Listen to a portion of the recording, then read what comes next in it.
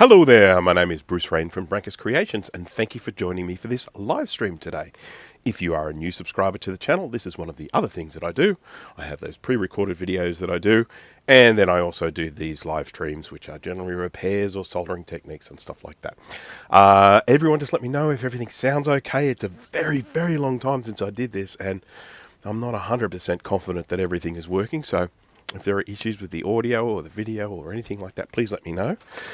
I have a cold, and I apologise in advance. I will do my best to get onto that mute button before I cough or sniffle or something, all that sort of stuff. But I have been really crook. I'm annoyed because it's autumn, or fall. It's not really any point in calling it fall here because most of the trees are evergreen, so nothing actually falls. Yeah, it's just been, it hasn't actually been that cold, and then all of a sudden I just get hit with this virus, just absolutely knocks me for six. So I spent Monday and Tuesday sort of pretty much just in bed. I started to feel a bit more human on Wednesday, and I've just been gradually getting better. I will do my normal thing, say hello to everyone who is watching. If you haven't jumped in and said hello in the chat, please do it now. I pointed that way to the chat. I don't know why I pointed that way to the chat, because for most people's screens, it's probably over there, isn't it? In the chat. Alrighty. So, hello to Gibbertronics, Jack68K, Purball101, The Fixer 6973, Sadmac356, Chris Angelis, The Fixer 697. I've already said that. Yeah, I've already done that one. You got two. The Fixer 6973 got two. R.A. Salter. This is something that has been happening on YouTube with incredible regularity. A lot of people's names, the little handles that come up, are not necessarily what they're expecting. I don't know if it's what I see or if it's what you see as well. But I'm looking at some of these names, and I know that these people, they usually come up with different names. So I don't know what's going on there. Will from K-Mag Vintage is here. Hello there. Balmic 26. Actually, that's interesting. Yeah. Okay. So, what else we got? We've got AAAU, which I know is Nick. That's Apple's Anonymous. Peppered Clown. Hello. There's a lot more. Tevruden is here. Thomas Armstrong is here. Rudy is here. Hello there, Rudy. 0.5. Hello. Max Button. Hello there, Max. Sounds good. Excellent. Ruben, is it Mahia? I think. 4881. Important to get the 4881 in. Mully Michaud. Hello. Yeah. It's a change YouTube made for some reason, which just sort of it makes no sense to me. Some people's come up right, and I don't know why, but then other people's come up definitely wrong. And I don't know how you change it or how you set it or anything like that. But, it means that I'm looking at people and I'm thinking, I'm sure I know this person. Oh, good, I said it correct. Excellent. What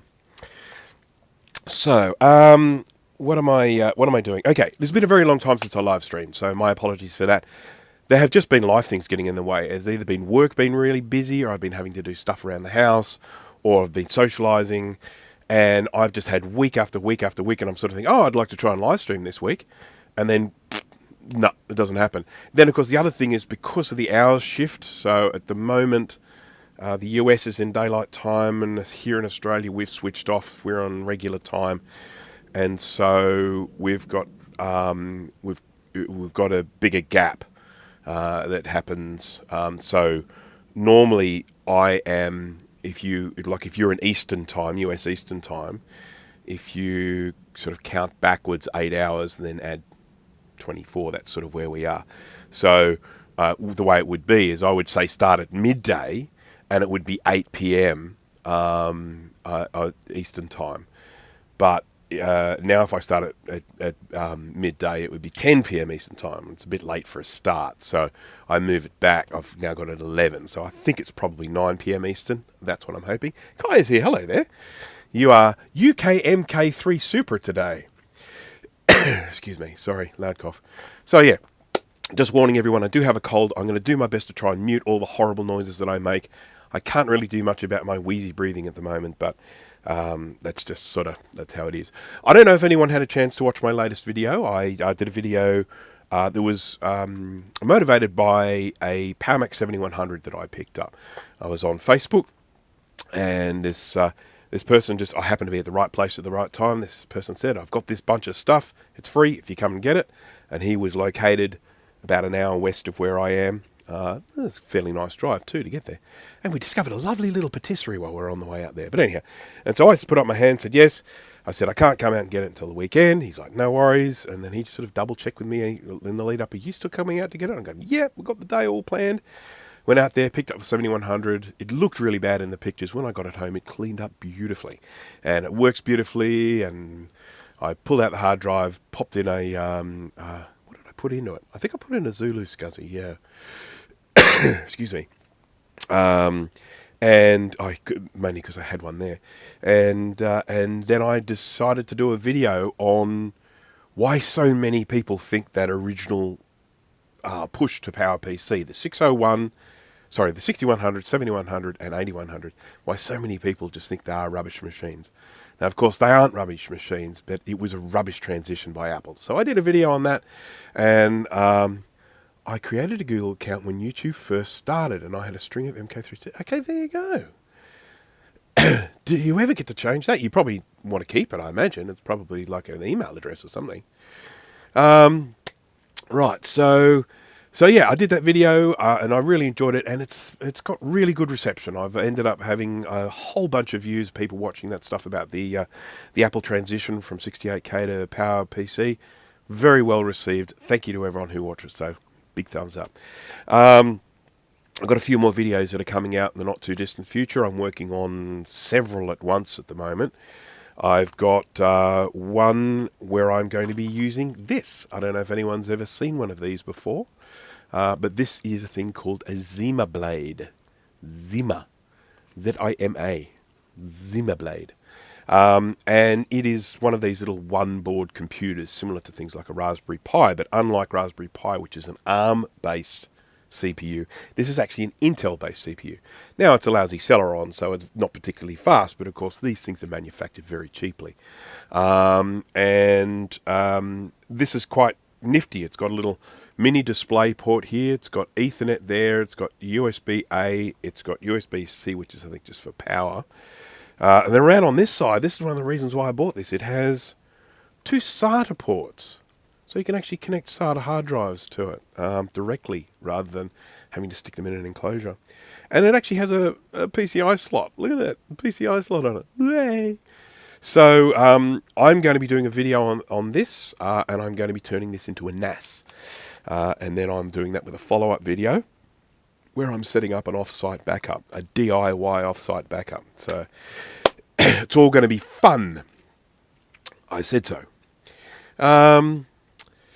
Okay, so the 601 CPUs are fragile, though. Do elaborate on that point 5, please. Hello, Megatog615. Yes, okay, so that's what I thought. So Bal Mick26, who is Michael, he said his name should show as Agent Windu. So yes, everyone's names are not showing correctly. So sorry everyone about that. We can all blame YouTube. We should all write a letter. Will we do that? Go and grab a piece of paper and a pen, and we shall write an angry letter. Now, the core of why we're here today is to actually have a look at a Macintosh SE30 board, which belongs to Michael. And this is it here. And basically he posted onto Facebook that he had damaged some traces while attempting to recap it. And I said, look, if you could send it to me, I can get it sorted out. I'll do it on a live stream. Gives me some content, that sort of thing. Now, one of the things that we absolutely do not do on this channel, never do on this channel, is shame people for attempting the repairs and then having problems with it. Because all of what the videos that I do, so many of the videos I do, I encourage people to have a crack. Now, admittedly, I usually do tell people to have a crack on something really worthless to start off with, like a Windows PC, and then get onto the vintage stuff once you've got a little bit of confidence together. The fact of the matter is that when it comes to recapping, it's not a simple soldering job. You might seem it, but it isn't really a simple soldering job, and the main reason for that is you have to take components off that are soldered in two places. Now, of course, one easy way of getting around that is to use solder tweezers. They heat at both sides, and then you can heat both sides at once and then lift the thing off. Or you can use a hot air station to heat it up and then remove the cap. But of course, not everyone has these things. If you've basically, all you've got is a soldering iron, then you have to try and find a way of desoldering one side and kind of lifting it, and then desoldering the other side and then kind of lifting it. It's a bit tricky. And then, of course, there's the twist and pull method, and that's a surefire way of making your pads come off. No, I shouldn't say surefire.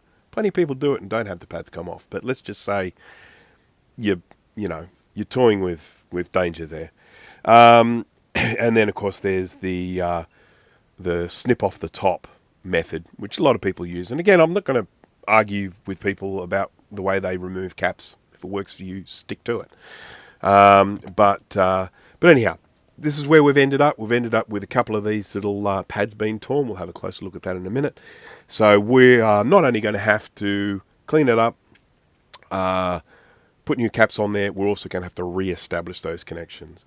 Now, from my perspective, as long as it is not going to fall apart, and as long as we've established the electrical connection, I kind of don't care how bad it looks. But I will do my best to make it neat. Okay, so, as I say, it happens. It's happened to lots of people. You should see my first recapping job. Ooh-yah.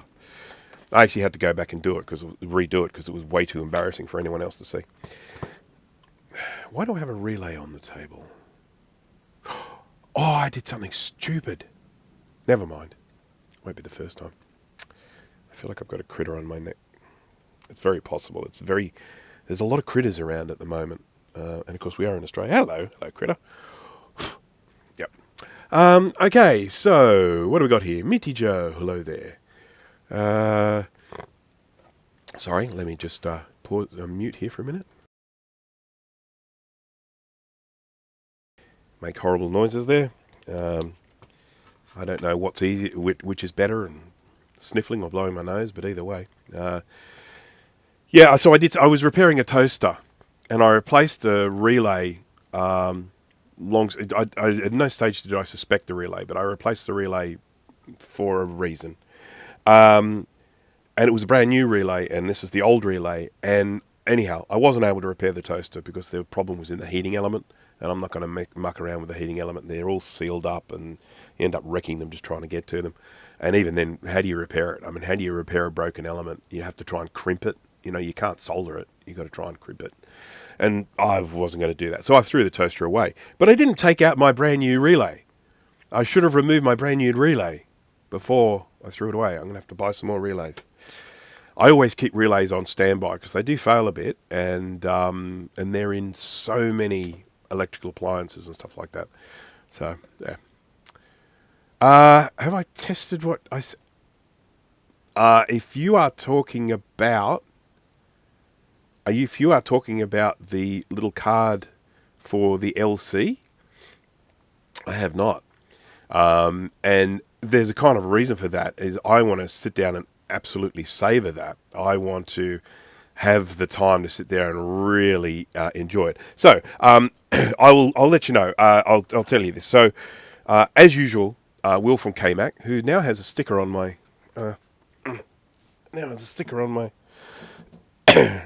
ultrasonic cleaner.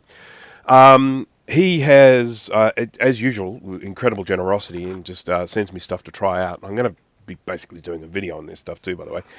But in the latest bundle of stuff which he sent, which is a power supply for, it was the 2SI power supply? Refresh my memory. I've got it up in a bag up in the house there. But the 2SI power supply, I've got to buy a few bits and bobs for that to finish it off. Because I still haven't finished, and I will finish it if I have time left over in this live stream, the reloaded 2SI power supply by Kai, and it's around here somewhere. It's not far away. It is yeah, very, very near finished. But of course, it's a very, very slow and tedious process to do it. Excuse me. And so, you know, there are these replacement 2SI power supplies where you just buy modern little power supply, you know, the little ones you can buy, self-contained ones, and you just stick them on the board, and then there are just a few other things there to, you know, sort everything out, and then you just need to wire in the little wiring harness thing, the plug. I think it's up there. That's definitely a 2SI power supply. I don't know if it's the 2SI power supply, but it's a 2SI power supply. Yeah, so that's going to be wonderful because, I mean, I have got some fairly dodgy 2SI power supplies, and so that have actually been recapped, but are still a bit dodgy, just got trace damage and stuff like that. So I'll be happy to replace them with a, you know, a modern replacement. But anyhow, within that bundle was something that I have been after ever since. Well, for many years now. I did actually have one, and I sold one because I thought, when will I ever want that again? When? And that is a 2E card for the LC series. So that's the one that goes into the LC processor direct slot. You can pop it into an LC, LC2, LC3, LC475, Color Classic, all these computers. You can just put a little card in there, and then you have a working 2E inside your Mac. You can just display up on the screen and flick between Mac and Apple IIe. It was something that Apple brought out to wean people off the 2E, to try and get them into the Macintosh architecture, particularly in education, because Apple IIes were really big in education. And I know that because my parents were teachers, and there was some software called Motorized Markbook, which the teachers used to use here, and it was made for the 2E, and it was brilliant. And then they ported it across to the Mac, and the Mac one was never as good. And so a lot of people just wanted to keep using the 2E, so it allowed them to have the Macintosh, but then flick over into the 2E if they wanted. So that was great. So yeah, anyhow, that's a wonderful gift from... sorry, I should have muted there. It was a wonderful gift from Will for sending that to me, so I do appreciate it. Thank you very much, and I really look forward to having a crack. Now back to this this Mac SE30 board. I'll just see if my camera up the top is working. Yes, look at that. Isn't that nice? Okay, so here is the board here. We've got, I think, a broken pad or torn pad there, and I think there's a torn pad here. So we'll need to look at that. But and I think there might be one there as well. I think that's 3. So, and 4, we've got one there as well. So yeah, a few broken pads there. The first thing I've got to do is clean everything up. So all of the pads that are good, I've got to clean them up. And the BBC Micro kept going for about a decade. Yeah. Love the shirt. Thank you. Well, thank you. Yes. For anyone who does not get the reference, this is a Douglas Adams Hitchhiker's Guide to the Galaxy reference. Yeah.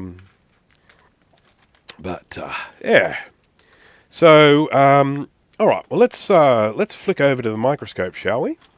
I promised the microscope. I said this live stream will feature a microscope, so I've got to do the microscope. Alrighty. Oopsie. Okay, let's flick over to the microscope. Is my 4-pedal working today? Yay! Right, now let's just get this. I can tell my camera has been whacked. There we go. Oh, I wonder what... Oh, hang on. Bear with. There we go.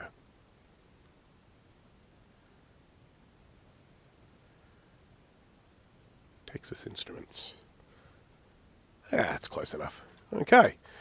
So, here we go. We're doing a little bit of looking around the board today. Now, as usual, this is the U8 row. So it's UA8, UB8, UC8, UD8, UE8, UF8, and UG8.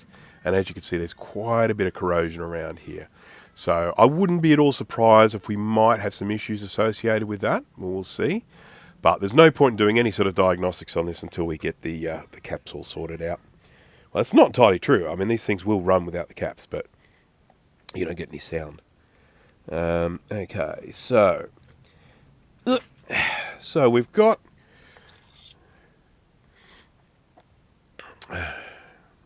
who started on 8080 machine code? Not me. I was learning how to program on the TWEE in 1996. Yes, I very first started learning to program on a it was called the Dick Smith VZ200, which was basically just a relabeled what do they call them? Laser 200, and yeah, so that was my firstest. So we've got this trace here which has come away. I'm not sure whether I will keep it or whether I'll replace it, but we'll see. I guess we'll probably see maybe how it survives what I'm about to do, and then we'll make a decision then. It just seems very Yeah, okay. Yeah, we'll replace it. Decision made for me. Just a second here. You know what we haven't done? We haven't said hello to the chooks. Hello, chooks. It's been so long since I did a live stream, and probably a lot of these chickens are way bigger than when I showed them last time. So the one in the bottom right-hand corner, she is the blind one. She's a Sussex, and she's very old. She's the oldest chicken in the coop. Then on the right-hand side, the white one, that's a white Sussex. She is one of the more recent ones. And then the two on the left in the front there, they are the two Brahma chickens. And they are just beautiful, particularly the grey. I mean, the gold one has that beautiful colouring, but the grey one is just a magnificent specimen. She is a gorgeous chicken. And if you may or may not be able to notice, but as they walk forward, those feet have feathers all over them, fuzzy feet. And then the two up in the back there, they're the two, I think one of them is an Australorp. The bigger one, which I think is on the left, and the other one is a hybrid, a mix between two chickens, but I can't remember what mix two it is. But anyhow, there are the chickens. Hello, chickens. And they've got new feeders. I don't know if you can see them. It looks like the one on the left probably needs some more food added to it, but they've got two feeders. They're those white things on black poles, and they're working out really well. So I basically just used drainage pipe, 100mm drainage pipe, and then I 3D printed the feeder part, which has a bit where they can put their beak in. And then and it's got a cap, and they're pretty water resistant. So, you know, even if it rains sideways, generally the food inside does not get wet. Now, admittedly, they're in that section of that enclosure which actually has shelter over the top, but the rain can come in sideways. So, yeah. So I haven't gone and collected the eggs today, but I expect there will be some there for us. But anyhow, that's enough of that. Let's go back to the scope. And we're going to start cleaning this up. And that generally starts with me, losing my stuff. I need to find my, what do you call it? Solder wick. I've got some here, but it's 3mm stuff, and I want the 2mm stuff. And I had some here just the other day, but it may have fallen on the floor, which does happen to a lot of things here. Yes, it's not much, but it is. It should be hopefully enough for what we're doing today. Just give it a little snoop. Do. I did fire the SE30 up when I first got it. It did check for I did check for battery damage first. Great. It showed display just before I shut down. The C15 on the analog board magically smoked. C15.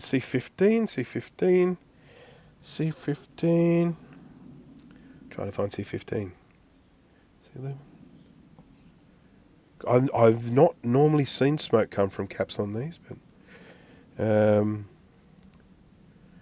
13, 12. I can't find C15. He.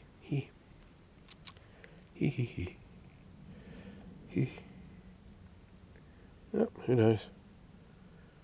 But anyhow, we'll see how we go. Now, I'm going to be using flux. Flux is really important. Flux is what I use to help clean all this stuff up. Flux is like, it stops oxidization on solder. It makes it flow better. It's great for cleaning this stuff. So I'm going to just put some flux on here. I've already got quite a bit of solder. I'm not sure I'll need to add any more, but we'll just see.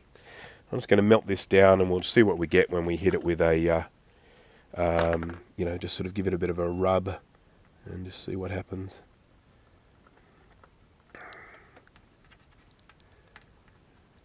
Oops, I'm going to need fume extraction. Just remember, kids, be safe. There we go. So I've got a bit of background noise now, everyone. Okay, so you see this black stuff here. It's hard to see. I can see it really well, but of course, with the camera, it gets kind of, the color range isn't really there. There we go. You can see there's like little speckles of black stuff in here. That's all the corrosion. We've got to be done with that. It's got to be gone. This pad has to look like new by the time we finished. So I'll just do this kind of rubbing backwards and forwards. And then of course I can always get my solder wick like this and give that a bit of a rub as well. And that can often get the last little bits of gunk off. Oh, this pad wants to come off. We shan't let him, will we?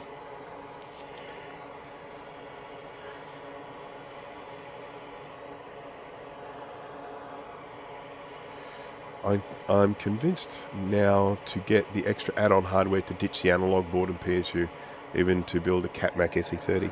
Yeah, I'm actually building a similar thing. I haven't built it yet, but I have a plan to do so. I'm using the reloaded board that I made. So I made an SE30 reloaded board. For those who don't know what that is, it's basically a recreation of the board. You get hold of it as a bare PCB, and if you have an SE30 that is a little under the weather, perhaps had some battery damage, and so you're now left with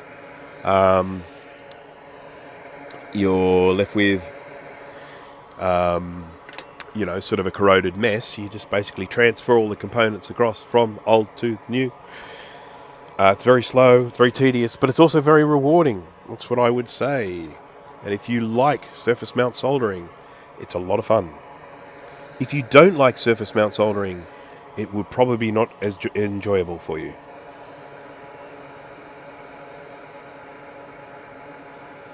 Rub, rub, rub, rub, rub, rub. Rub, rub, rub, rub, rub, rub, rub, rub. Rub, rub, rub, rub, rub. There is a very specific amount of pressure that needs to be applied when you're doing this sort of stuff. Too much, pad's gone. Too little, no effect. So when I did my very first recapping job on an SE30, which is some years ago now. See, that pad wants to move too.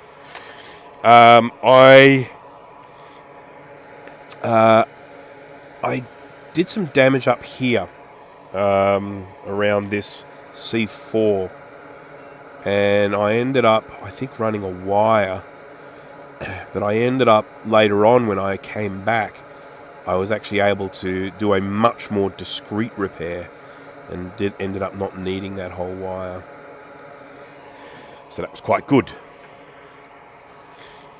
I can't smell anything at the moment because of my bloody cold. So these caps might, you know, there might be all sorts of reeks going on around here, but I can't smell them.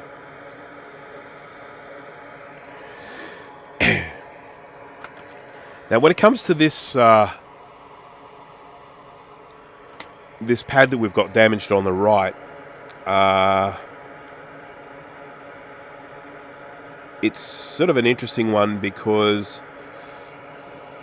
you know, we've got to re-establish that connection. You can see it goes along here and along there, and I'm pretty sure it goes to one of these. I've got a excuse me, I've got a diagram that shows all that, and I'll show it in a minute so we can have a look at it.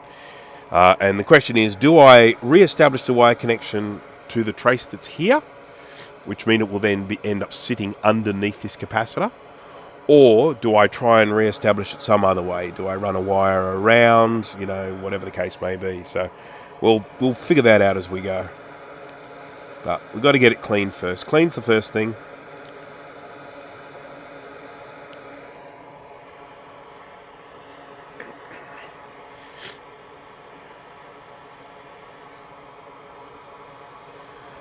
I've been doing some work lately on the Atari portfolio. I don't know if anyone out there knows of the Atari portfolio, what it is, what it looks like. If you are someone who does not know what an Atari portfolio is, but you have seen the movie Terminator 2, it's the little computer, handheld computer, that John Connor uses to take money from the FPOS. So where he says, easy money. And then he, of course, that ends up having a role in the film later on, spoiler alert, when they have to access something in the lab. Easy money. I'm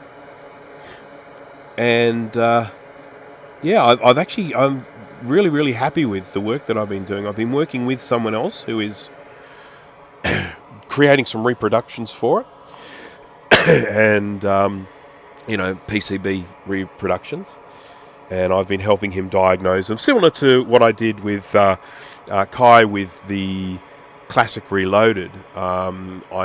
This guy sent me a PCB that he'd reproduced that he couldn't get to work.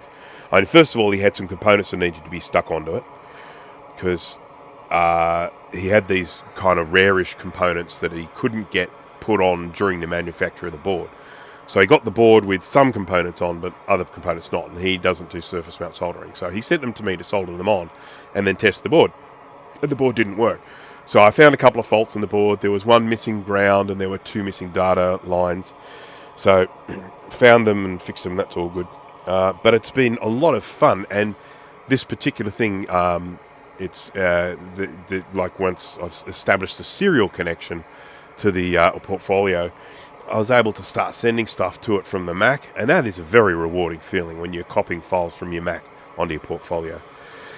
FPOS. I said FPOS, didn't I? But it's ATM. I gave it away to my friend. There we go. Yes, I've got 2. One's not in particularly good condition. Like this sort of condition. When I say not particularly good condition, it does work. It's just it's had some what would you call them, modifications made to it that I did many years ago when I wasn't particularly good at soldering. Aren't they blindingly shiny? Crikey! Alright, now I'm going to bring something up here and I'm going to show it to you on the screen.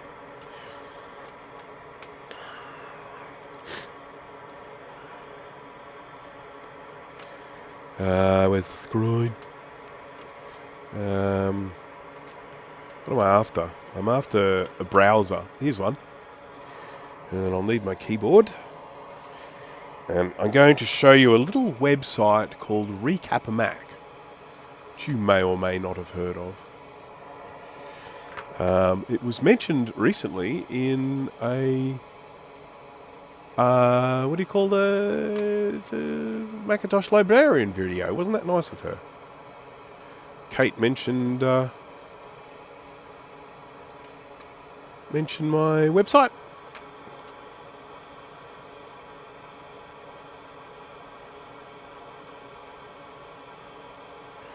Right.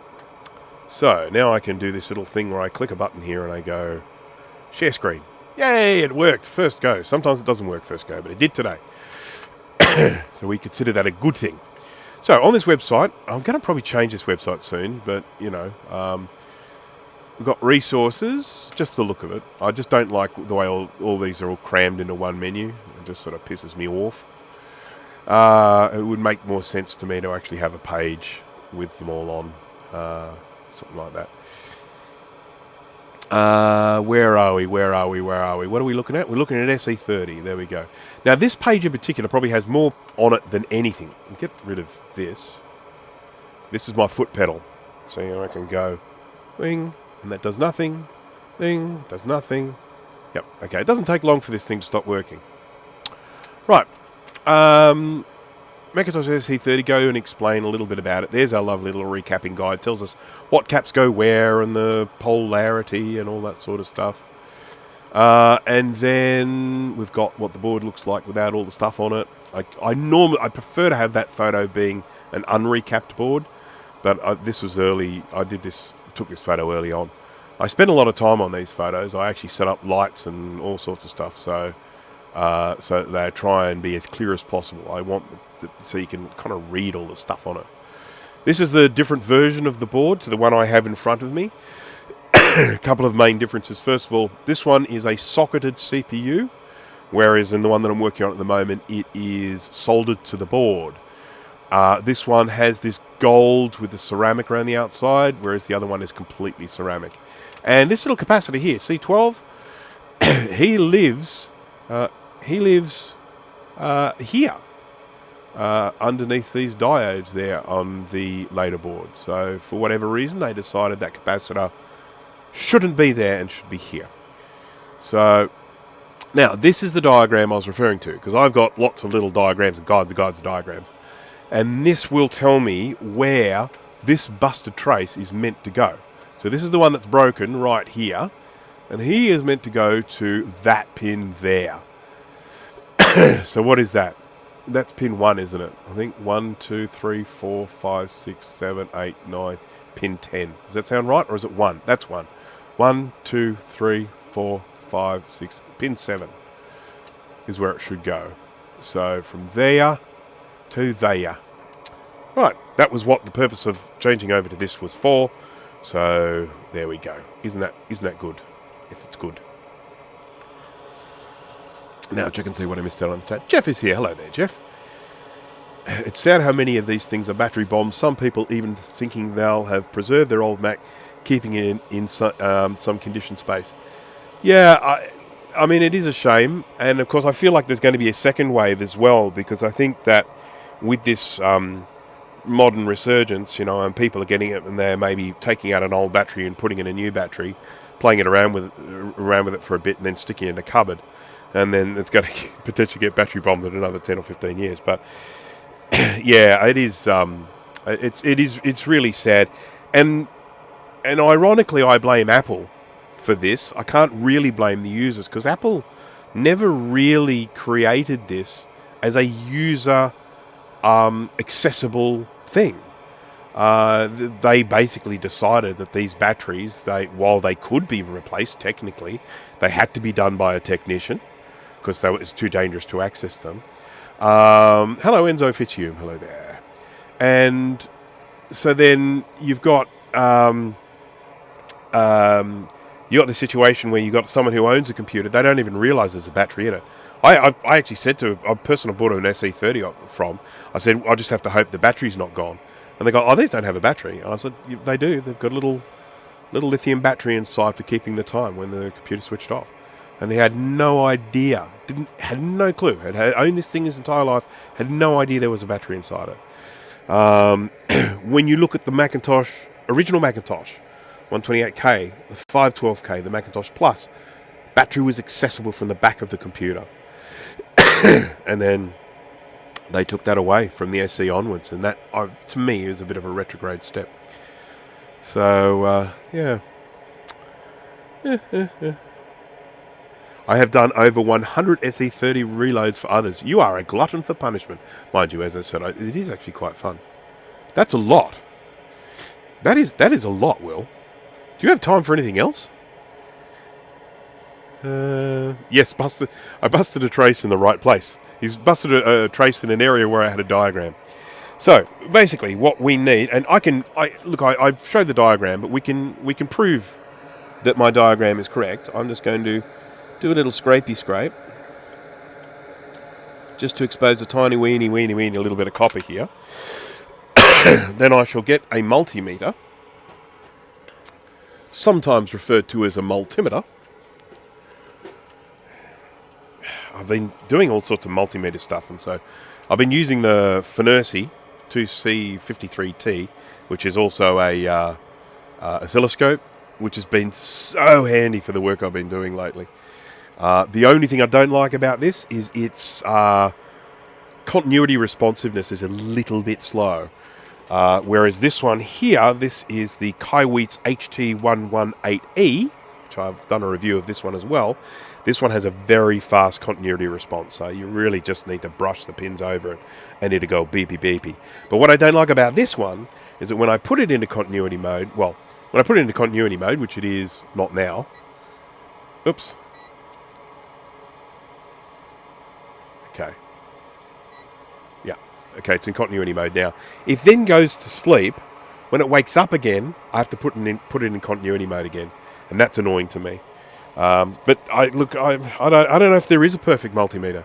Every single multimeter I've ever had, I've had at least one grievance with it. Okay. Ooh, I love these. These are so pointy. Right, so you may not be able to hear the beep, so I'll make a sound instead. Okay, we're going from there to here.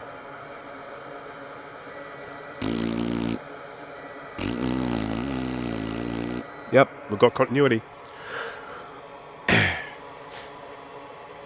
Working on older tech is great, so even cheapo modern oscilloscopes do everything you need. It's very, very true. I said I'd make a sound. I didn't necessarily say I'd make a beep.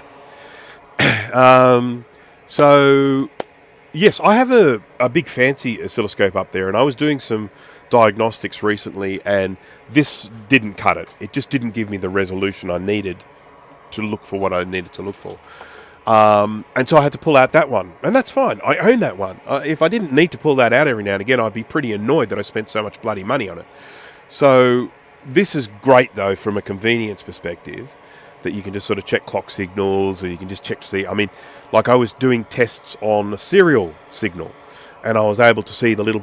I wasn't able to make out necessarily what was going through, but I could see it was a square wave, and I could see there was a pattern to it, and so I could see, oh yeah, that's a serial signal being sent. It's very, very handy.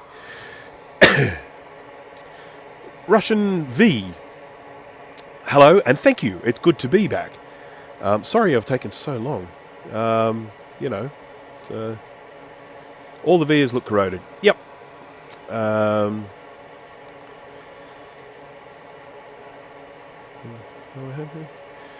Jeff enjoyed your vid on the Firewire hat. Still have my eyesight.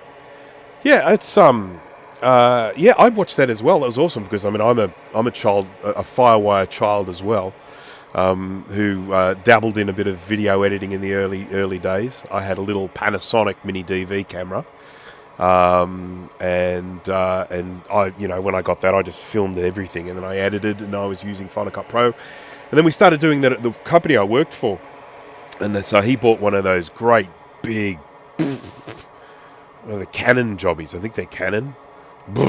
Great big lens on the front like this.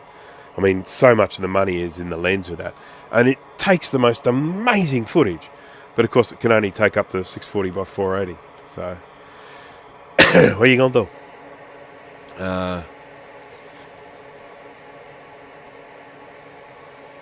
Okay, I'm going to do a brief cough here. It's actually going better than I thought it would. Before I started this live stream, I just had a full-on coughing fit, and I thought, I hope that doesn't happen during the stream. And so far it hasn't. Okay, so we have... So this trace basically runs underneath here and then to there. So we have got to re-establish that connection. We've got a couple of ways that we can do it. We can, first of all, just attach a wire to the top of this, run it along there, along here, and then to this capacitor. I'm going to stick the capacitor on this side. It will be held on fairly securely on this side, and then I'll probably just use a little bit of UV solder mask to try and give it a little bit more adhesion on this side. But you will see some people that go to all the trouble of doing a little curly bit here. Have you seen that? Where they get a little bit of wire and they do a cute little curl. It looks very nice. And then they smother it in UV solder mask, and then they scrape a little bit so that they can solder onto it. Look, it's very pretty doing that, but it's not any more sort of like electronically sound than doing what I'm about to do. So if anyone was hoping that I would be making a little curly pad here, I'm sorry, I'm not going to.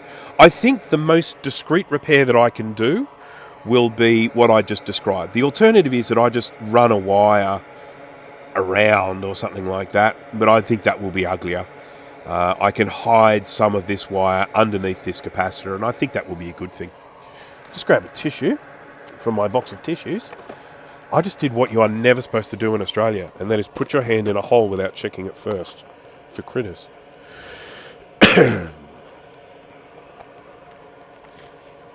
the saying, it was something that Douglas Adams once said about Australia. He said something like, never put your hand in a hole for any reason whatsoever. And it's kind of true. You do learn that here. Don't, if there's a hole somewhere, don't put your hand, finger in it, ever. And for goodness sake, if you leave your boots outside, check them before putting your feet in. There's a tip for anyone if they ever come to Australia.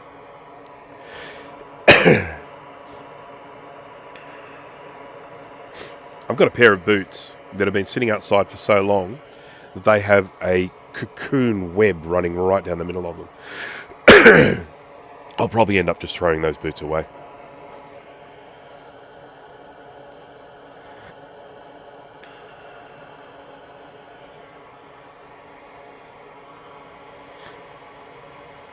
Is copper tape useful? Yeah, I don't use it, but yes, I'm not going to say anything bad about copper tape, for sure.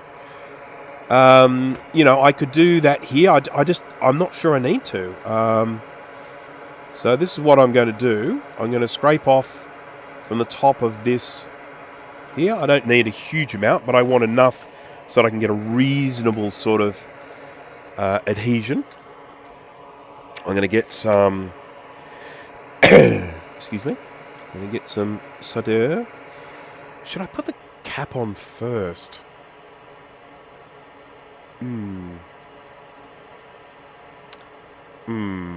Thinking.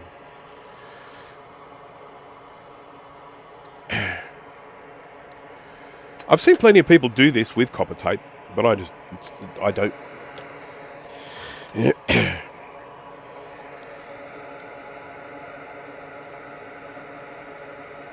Okay.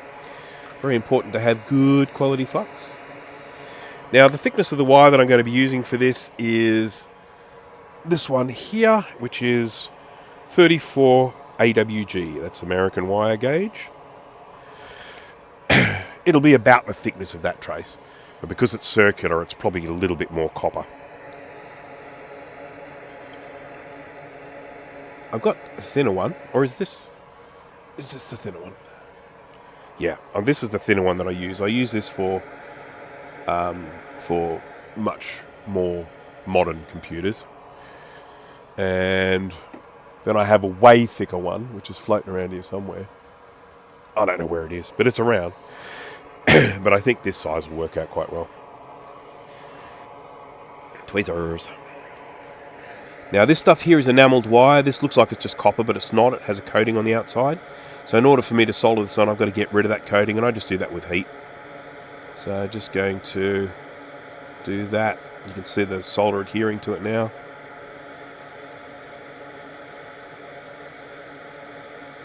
Need a bit more solder. I'd like a really nice blob on that.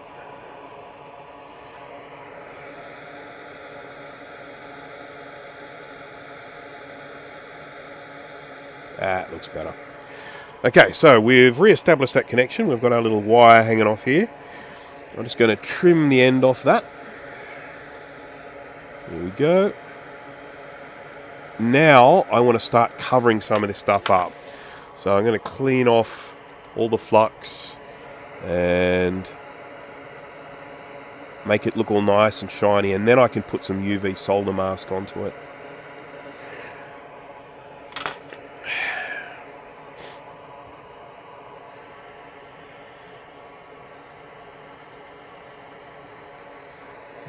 Okay.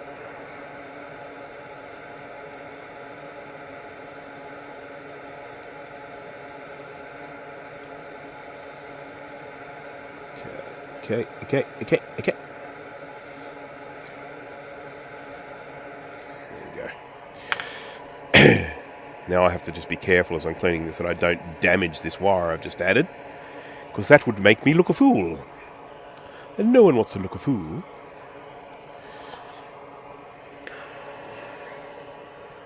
What's going on with this? Get all this muck here. I just realised I've got a Q-tip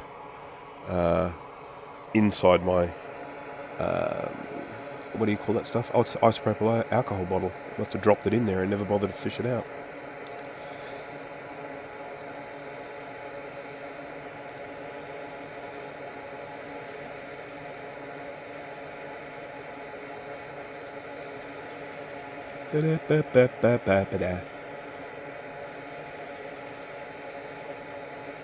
Okay, I need this to be as clean as possible because I'm going to be putting UV mask on this, and it will not stick well if there's still flux all over the board. So, can I get the same enamel wire from an old transformer or something? Yes, you can. You might struggle to get as thin as this because a lot of old transformers, they will have the wire on there, but it'll have usually a thicker thickness. You know, probably. Oh, here's the other thickness that I use. There you go. There's the thicker one that I use there. So, wow, look at that strobing effect. And then this is actually from a transformer, this one. And as you can see, he's a big chungus. Look at him. But yes, it is basically the same thing. It's the stuff that's used either on electromagnets or on transformers. It's basically just called enamel wire. You can search for it on whatever your favorite buying platform is, and buy it in spools. I mean, this is the first spool I ever bought, and it's still loads on here. I don't know how much was on here, but a lot. But oh, there's a critter on the board. Hey, critter, go away. Right. I think that's clean enough for us to do a little bit of stuff here. So I've got my UV solder mask here, and then I need a UV light. Come on, UV light. Guide the way. My UV light's over here, under things, because that's where I keep stuff. Under things. There it is. Come on. So this is actually a UV laser, as opposed to just like a light. It's a lot brighter and it cures this stuff faster. But if I'm having to do lots and lots and lots of UV mask, I use a, that's it, 3 volts. Let's change it to 3.5, shall we? And then what's my amps? Oh, I've got that set on a crazy low setting. Okay, cool. Yeah, I've got a UV lamp over here, which I can just set up on top of things and then just walk away and then come back a few minutes later. The laser cures very quickly, but it cures only small areas. So I've got a wee paintbrush here, and I'm just going to get some of this mask. I'm going to paint some on here. I don't want to interfere with the pads, because anything I paint onto the pads I'll have to remove again. And I can't make it too thick. If it ends up too thick, it doesn't dry very well. You're better off actually doing it in layers. Do, a thinnish sort of layer, and then come back and do another layer.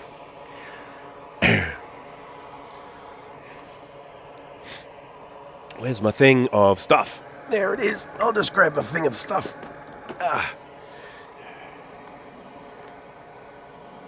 Audio transformers. Yes, I would imagine the wires that go around speakers as well, like if you think about just your conventional speaker. I've got one floating around here actually, because I replaced the speaker in a G4 PowerBook. Alright, now let's get our laser beam. Pew, pew. Pew, pew, pew. Now, I've got to make sure I don't make this too focused, because otherwise it will actually burn the board, because it's a laser beam. And we've all seen what they do. We've all watched Star Wars. We know what lasers can do.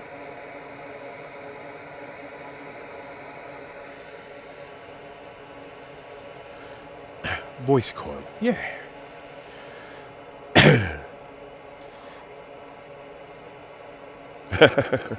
Whenever I attempt these kinds of repairs, they look a lot messier. Every once in a while, they actually work. Can I tell you what the secret is, Jeff? It's the thing that you're actually using to watch what I'm doing right now, a microscope. They're not cheap. This is an expensive microscope, but I tell you what, it make the repairs that I do look a lot better than if I wasn't using it. There's my multimeter switching itself off. We all know Steve. We all know our mutual friend Steve Mac84 Steve. If you ever want to see him get angry, just watch one of his live streams when his multimeter bips at him when it switches off. I don't know why, but it really seems to drive him mad. Every time his multimeter goes beep to tell him it's switching off, he gets quite upset.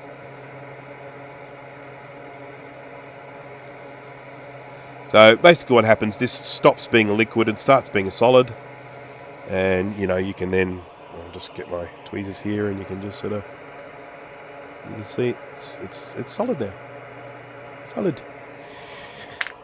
Someone once told me if you apply a little bit of heat, it helps as well. Maybe it does.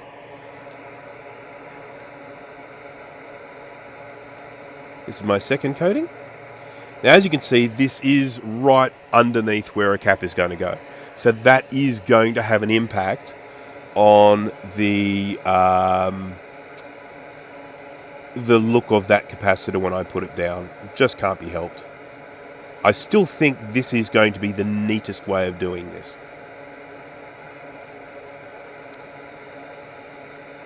I'm going to be replacing the caps with electrolytic, which is not normal. I normally use tantalum. But Michael sent me a recapping kit with this, which I think is here, yep. And that's what they included in the recapping kit. Now, obviously, it makes sense to use the caps that have already been purchased, so that's what I'm going to use.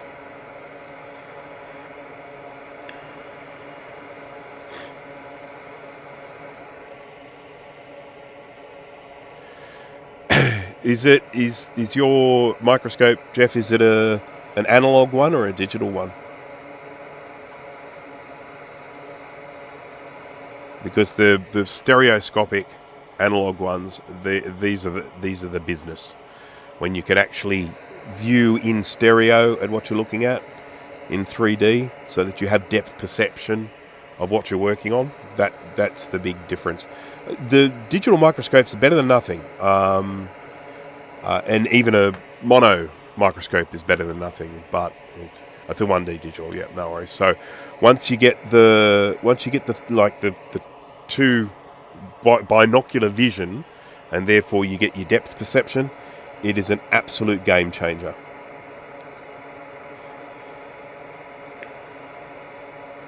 I also started with the digital, and it made a huge difference, massive difference to what I was able to achieve. But it was like, I don't know, it's like, I don't know, Wizard of Oz when it goes from black and white to colour when I changed over to this one. Big stuff. Shut up, multimeter. Yep, that's Steve, all right.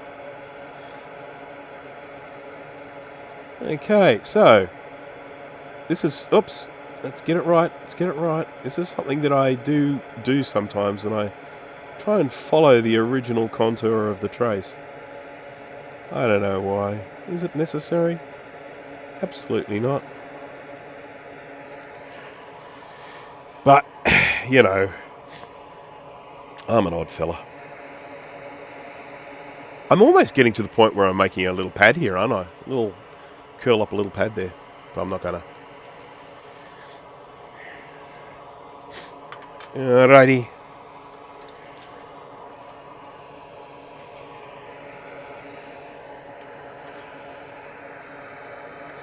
I haven't done a really good meaty trace repair in ages.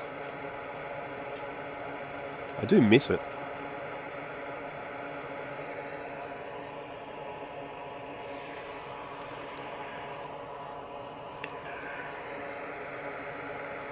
Stay down.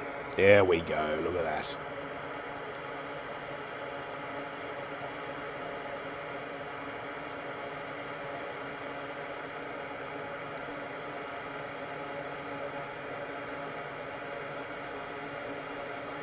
I probably put a bit too much down here. It looks very thick.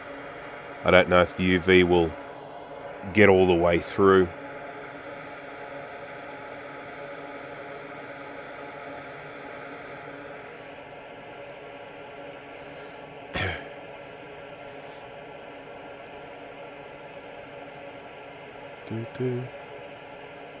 With another set of electrolytic caps, does that mean they'll leak again? No, that's a very good question, Michael.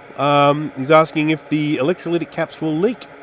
The short answer is technically yes, if you put electrolytic caps on there. But one of the things I did notice from looking at the caps in your kit, which I'm going to pull out here now, is this colour. See the colour, the red there? And that indicates that they are actually polymer caps. So they don't have liquid in them, they have a powder instead of a liquid. So no, these will not leak in years to come. So that's a good thing. Alright, let's get the focus back in here.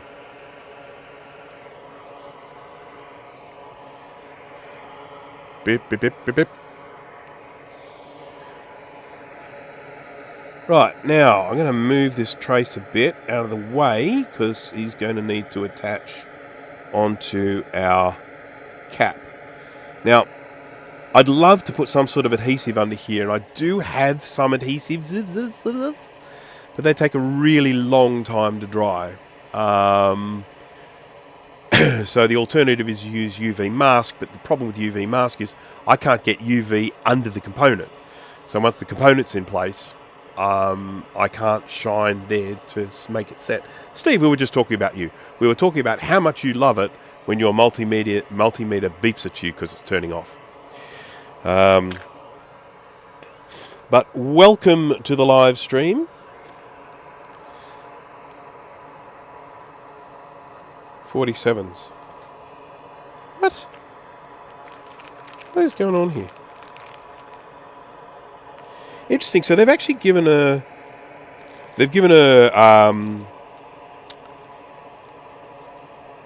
combination of electrolytics and tantalums for this capacitor kit. Now, what I do not know is which ones they expect us to put into the electrolytic spot and which ones into the... Oh, crap, where'd the cap go? Into the tantalum spot. I'm sure that there are maybe the audio ones, perhaps, or maybe these ones here we should do as electrolytic. I'm not sure, but yeah. Make sure you get the polarity right. Yeah, poor old Steve. He got some hate mail the other day from someone complaining that his recapping guide did not say tantalum caps go on back to front compared to electrolytic caps.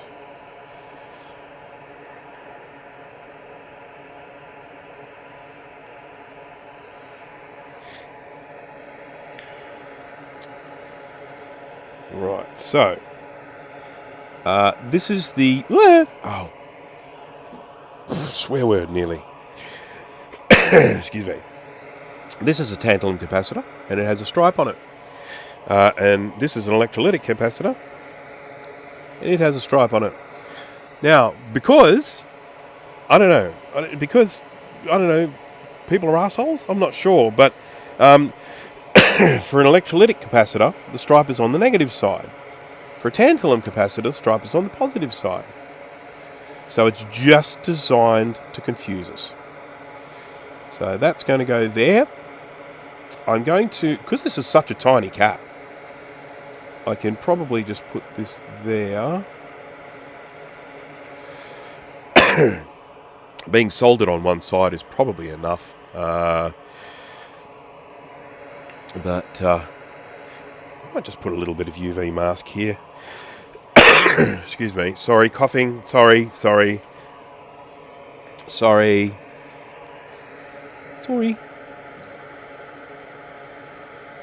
I wonder if I can do this.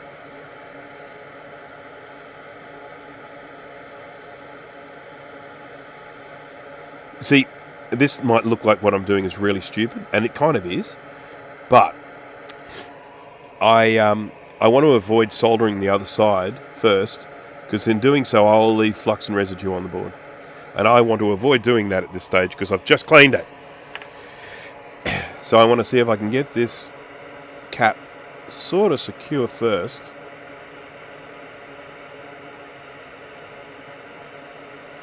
Yeah, there we go. That'll do. That looks pretty straight to me. If I do it, it can't be stupid. See, I like this. I like the sound of that. Everything that I do has purpose. Yeah. Oh, jeez, I might just mute for a second and have one of my little coughing fits. Talk amongst yourselves.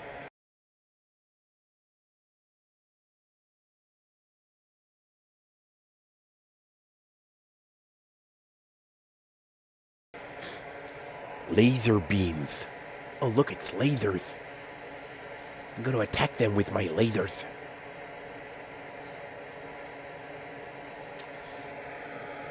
It's really hard to do that looking up at the screen. It's so much easier to do it looking at the microscope. Pew pew.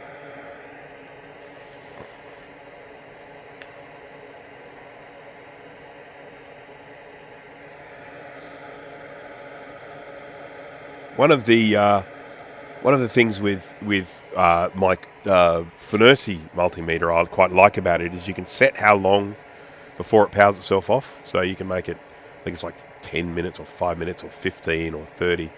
And so I'm quite happy to have it set on the higher number, have it set on 30.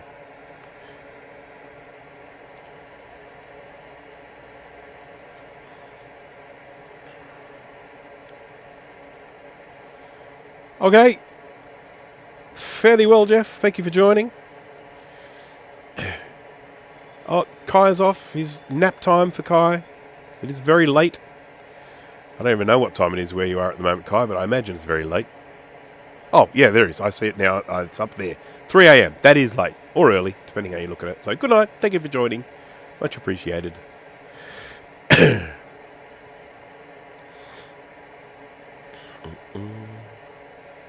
Right. I think that's probably reasonably secure. Yep, that's not moving. So I shall now do the same on the other side. And then I shall solder the wire, put a bit more UV mask on the bit that I've soldered, and then we can start covering it in flux and making it all gross. Paintbrush. I'm going to put my paintbrush. I mean, I have a second one, because I lose things all the time, but I'm just curious about where I put it. Yeah, grab the second one. So be it. 2020, she got her. Oh, 2020, that's alright. 2020 MacBook Pro, nothing to. That's 2020, is that? Would that make it an M1? That would make it an M1, wouldn't it?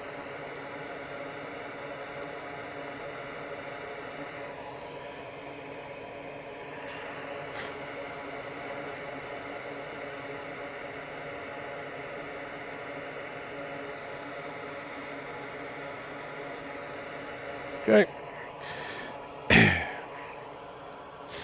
Maybe I dropped the brush on the floor. Everything else ends up down there. 2020 is an Intel model. Cool. It must be the last, though, isn't it? Is it 2021 where they started the M1? I got a 2018. I think my wife's got a 2019. I got the touch bar one. I quite like the touch bar. People are often hypercritical of the touch bar, but I actually do quite like it. There's some really nice little things that pop up on that.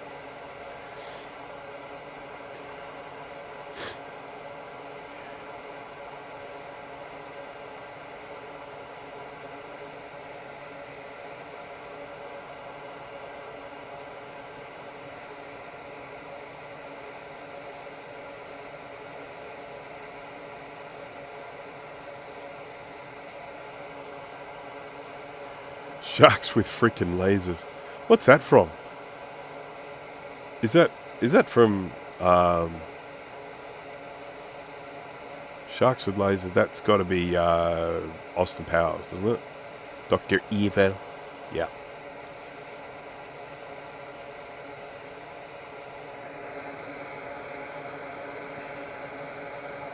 Sharks with freaking lasers.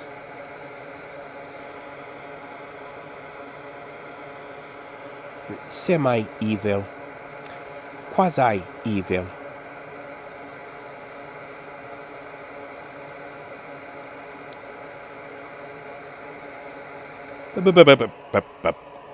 Alright. Now, let's get some flux onto here. I'm going to get this all gooey now. Oops. I better clean this. Ugh.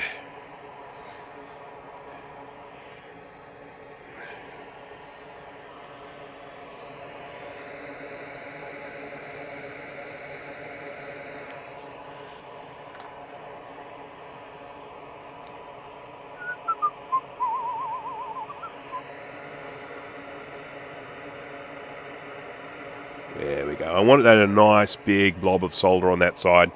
That'll help us give it a bit more strength.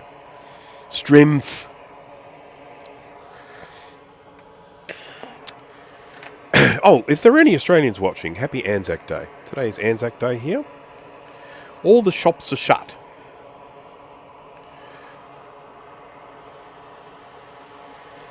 Australian and New Zealand Army Corps. That's what Anzac stands for.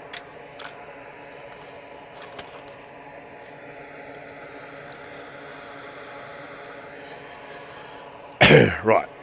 Okay, so here's the bit where I'm kind of playing this bit by ear. I need to get this wire attached to the side of the capacitor. And I need to... I don't know. I want to be confident in it.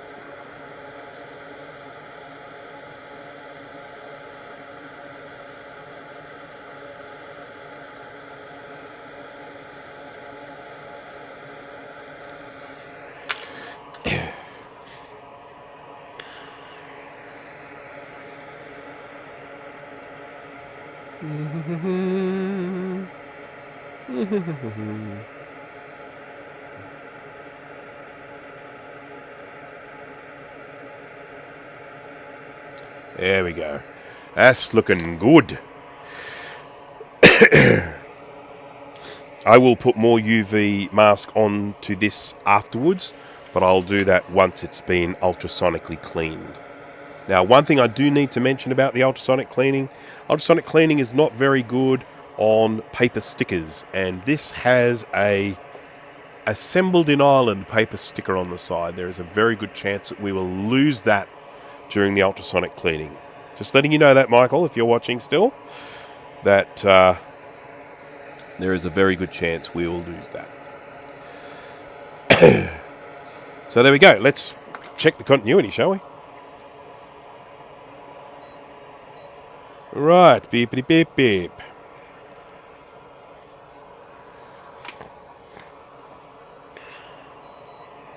So we're going from pin 2 up here to there. Yay! And we've got ourselves some continuity. We love continuity. Have you seen that you can port Mac OS 10 to the Wii and Wii U? Is that what Sean's latest video was about? I haven't watched it yet. I'm normally pretty good at watching Sean's videos. But I think Sean did that in his latest video. I think. I don't own any gaming consoles, so yeah.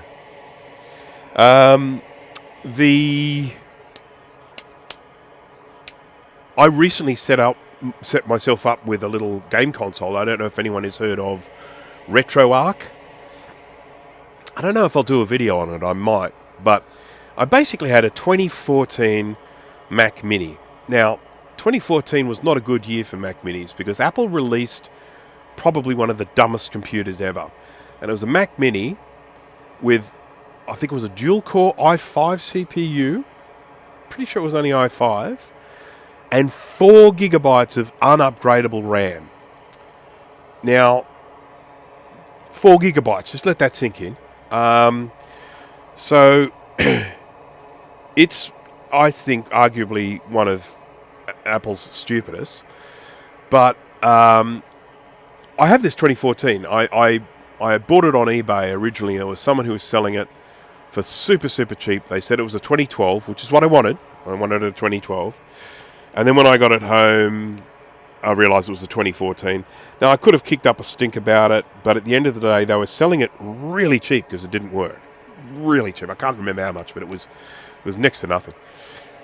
So I got it home and I repaired it and all works and everything like that, but I'm stuck with this 2014, not something that I would normally have bought. Ended up using it as a web server for a while, but then I started wanting to do a lot more with that computer, and 4 gigabytes of RAM wasn't enough. So I replaced it with a 2012. And so I had this 2014 sitting around, and I installed RetroArch on it. What's it called? It's got this weird name. Batacera? Something like that. And it's like an OS. It's like a gaming OS type thing, and you just install it. And just turn it into whatever arcade you want. So I've got some PlayStation 1 games on there. I've got some Nintendo 64 games on there. And I've got some traditional arcade games on there. And then I bought myself a little wireless Xbox controller, so I can then just play the games wirelessly across to the Mac. And it's really good. I'm not much of a game person, but I wanted to do something with that 2014. So I've just got it sitting under the TV now, plugged into the TV, so I can just play a game if I want to. It's Batecora. Batacera. I think that's what it is.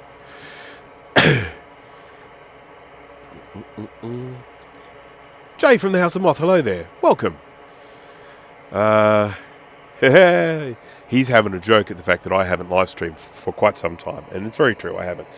Now, I am faced with a conundrum at this stage, because I do have this Console 5 kit, and they've provided some electrolytic caps, and they've provided some tantalum caps, and there's obviously an intention about where they should go, but I don't know what that intention is. So I am going to jump onto the... I mean, I could put them all electrolytic and I could put them all tantalum. I have capacities here to do that. But I'm just curious as to what Console 5 recommends. So I'm going to just go onto their website now. Did they include any paperwork? No. No. Oh, look at these. Cool little 4 megabytes. Sweet. Okay. Okay, where am I going? Console 5. When I'm on this website here, I can't read the chat. It's very frustrating.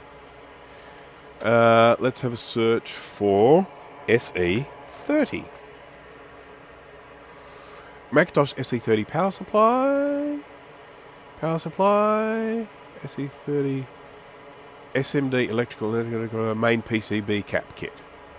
Tantalum polymer. Okay, so there's... What? Axial. Okay, that's cool. So which one do I go for? Electrolytic SMD axial capacitor. Okay, this one is tantalum and axial. But hang on. Tantalum polymer axial. So it's got to be this one. It's a more expensive. But let's have a look. Got it here. And no pictures. Here we go. High temp surface mount tantalum caps, polymer caps, and axial electrolytic capacitors for the Macintosh SE30. Blah, blah, blah, blah. For improved service life, kits now include 4x47 25 volt polymer capacitors for C3, C4, C9, C10. Okay, what do we got? C3, C4. That's these two. It's one of these. That's good, because I think it'll be good to have a electric. And 9 and 10. These two. How do you feel about that, Michael? That's going to look wonky. I might actually just... Let me just see if I've got some polymers here. I might have some polymers. They're 47s. Surface mount electrolytic. Let's see what I've got here. Because I just don't like the asymmetry of that. That would piss me off.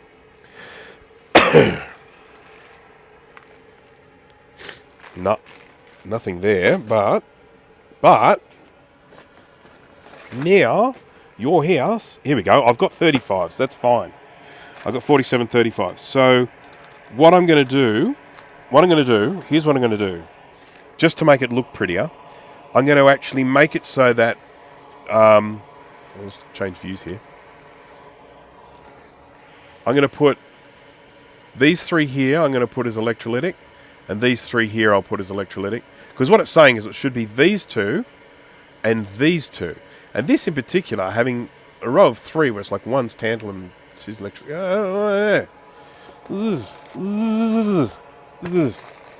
So what I'll do is I'll just get 3 and 3, and then we'll use the tantalums for the others. And I think that will look nicer.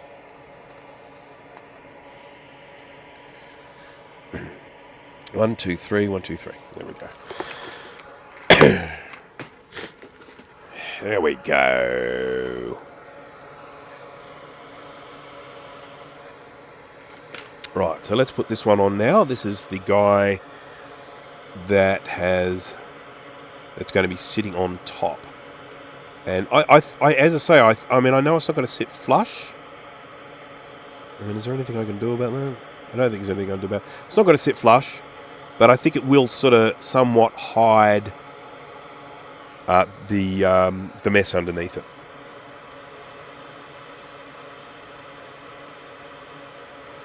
This flux that I am using, Styri ASMTF flux. It is my favourite flux. It is the flux I like to use. I've got the wrong camera. They sent a card in the box. Photo in our chat. Okay. Whoa. Don't you do this to me. Don't you do this to me. There we go. Okay.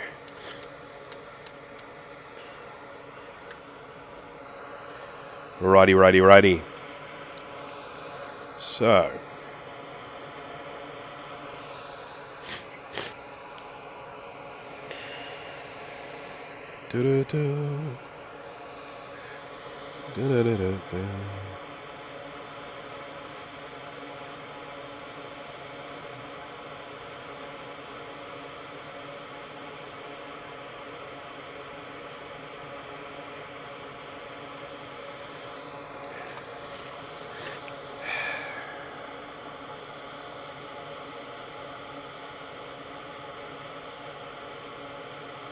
Just want a bit more solder. I really want to smother this in solder, just because it's not sitting flush. There we go. Really good. Decent blob of solder going on there. Has anyone seen any good movies lately? It's the question I regularly ask in my live streams, because I'm always on the lookout for good movies. And at the moment, they're not particularly forthcoming.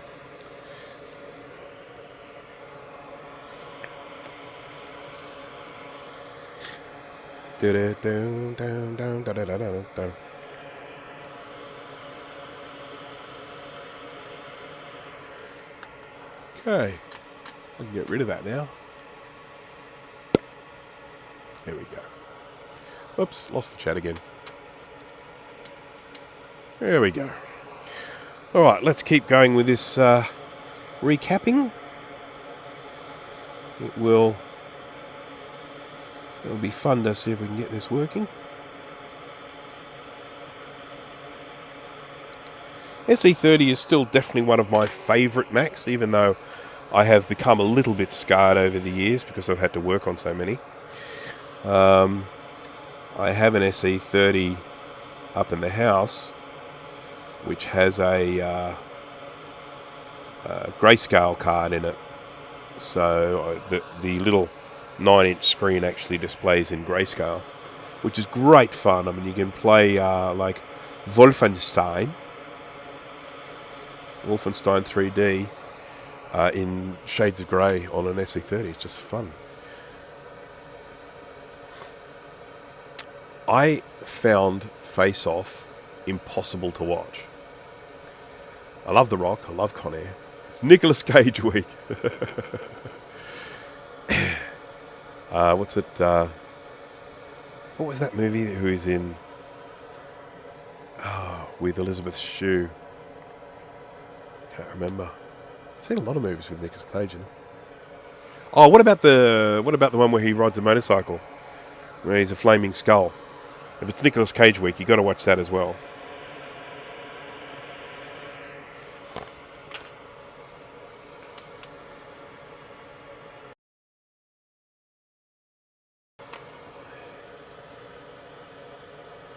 I just rewatched Interstellar. I'm sure you've seen that. Yeah, I look. I've seen Interstellar. I haven't seen. Is it Tenet? Is it pronounced Tenet? I have Tenet, but I have never watched it. I watched Beyond the Black Rainbow today. It was a trip. Okay, I don't know that one. The Moon when the live ends. Oh, are you talking about The Moon, the one with Sam Rockwell? Got there. Sam Rockwell. That was an amazing film. I would like to watch that again, actually. That was a very, very clever film.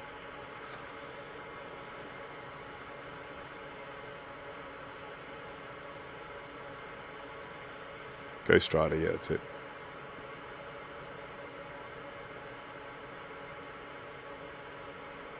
Those would be Leaving Las Vegas, that's right, yeah. And there was another film that he did. This will test everyone. I mean, have your IMDb's ready, if you like. But there was a film that he did very early in his career where he thought he was a vampire. There's some amazing overacting in that. I mean, in a good way. I'm not, I enjoyed the film.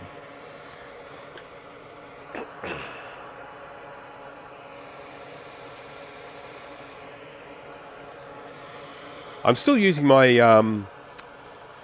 Funersi soldering station here, which I did a product review on, and I'm loving this thing. But I am going to have to go in and buy myself a few spare tips, because I always like to have spare soldering tips because I break them, because I use them so much. And I don't have any spares for this one, so if I break one, I'm done. Now, on the bright side, I can buy these tips. I can actually just buy them locally.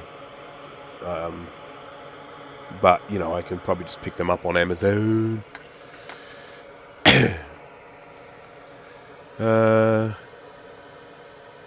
Sam Rockwell in space, yes.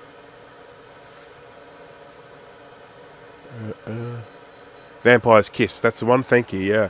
I watched that, that's another weird one as well, but I had to watch that when it came out a long time ago. Real Genius is my favourite. Real Genius with Val Kilmer and that other dude and the other dude and that other dude. That has one of the lines. There is just a throwaway line in that Val Kilmer gives in the movie Real Genius, which is just one of the funniest things for me, anyway, for my silly brain. He's talking to a guy who's just got home from a jog, and he says to Val Kilmer, his character, he says, "Do you still run?" And he replies with, "When chased." And I just, for whatever reason, I just think that's like one of the funniest things you could ever say to someone who asks you if you run. Do you run when chased? Love it. So, all right. Well, we've got our little nest of caps done there, and our little guy he's been patched. It's reasonably neat. I think that once this is actually cleaned up, you'll barely even notice a repair is there for that one. Jonathan Grease as Laszlo. Yes, that's probably the first thing I saw him in. I reckon. Is it Grease or Grise? I assume it's Grease. I then, after that movie, then started seeing him turn up in everything, and I'm like, that's the guy from Real Genius. That's the guy from Real Genius. And then, of course, him playing the part of Uncle someone or other in Napoleon Dynamite. That was just wonderful. That's got to be one of his defining moments. Uncle... What was the uncle's name? Uncle Rico. Rico was what popped into my head, but I thought that might be wrong. Oh, what about that guy that died? The guy from Starship Troopers. I I know he was on other shows, but I didn't watch those shows. I know him as the guy from Starship Troopers. The guy that was sort of like the baddie, but turned out to be a bit of a goodie, and you know he came good in the end. Paid the ultimate price for it. This needs a lot of flux.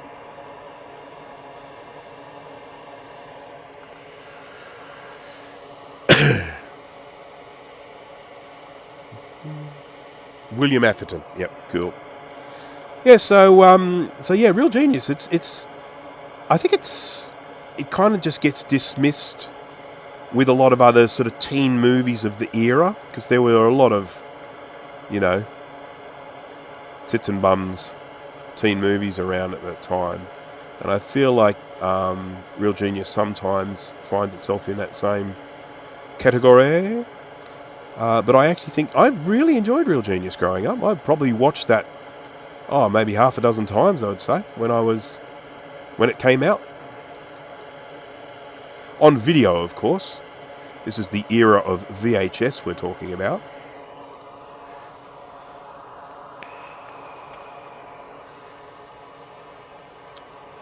Caspar Van Dien.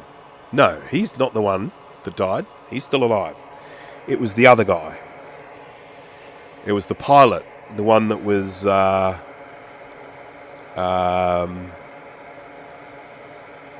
one that was sort of working with the female character. I can't remember her name.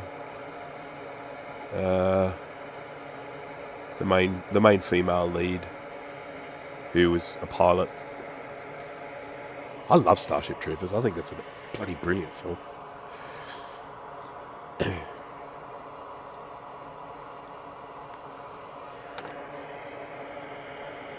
That's what's his name at his finest. I'm not good with names today. I've got a little bit of brain fog because of this cold, so my recall isn't quite what it normally is. So you'll have to excuse me for just saying like that guy and all that sort of stuff. The dude, you know, the dude. Now this one's a lot easier because it's right next to this great big veer, so we're going to anchor off that. And I'm probably going to use a thicker gauge wire for that too, which I brought down, didn't I? Yes, I did. So hopefully I can get a wire through into there. We'll have to see. The Martian is not. Oh, Martian's a great film. Martian's the sort of film that I can just sit down and watch anytime. Now let's see if I can get some solder out of this hole here. That is...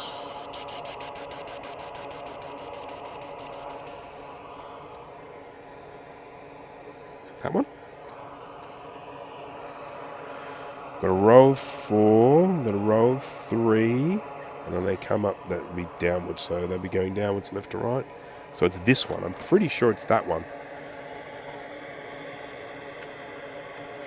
We'll see. So I'm having a little bit of trouble getting focused at this height. This one.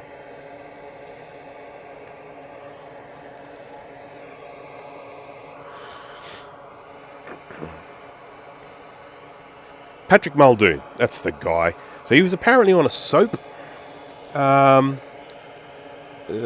opera, which I don't watch, so I don't know. That was apparently one of his claims to fame. But, yeah, Patrick Muldoon, he died of a heart attack. It's very sad. Right, now, can I get this to go through this hole?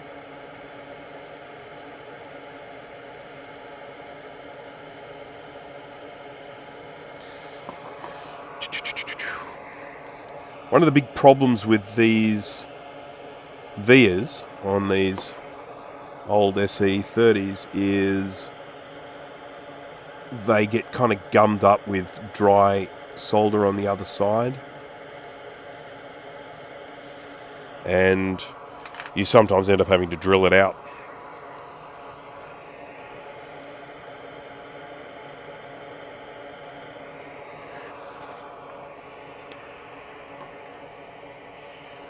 Yeah, sorry.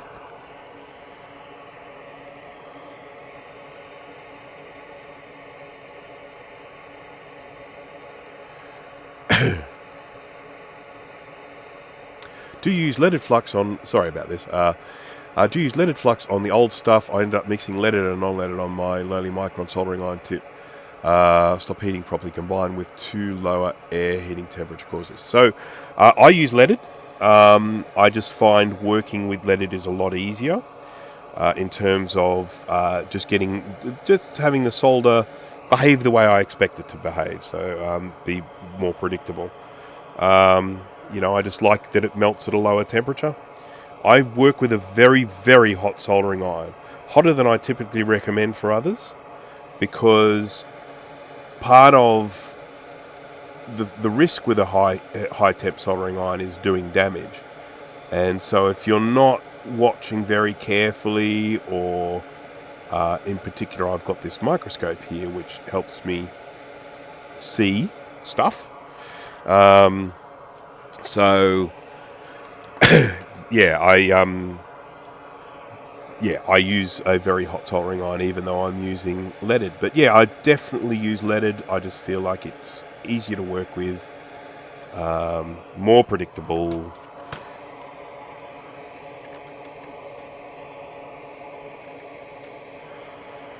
So this is the little guy I'd love to try and get through. But we have some gunk inside. I'm going to see if I can get rid of.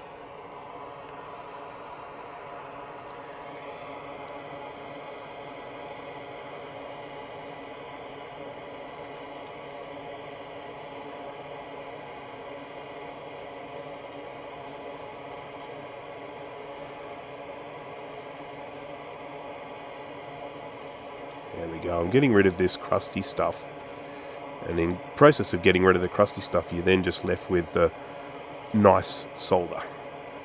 So with a bit of luck, I might be able to get that to melt and come out. Failing that, I do have methods of force I can use.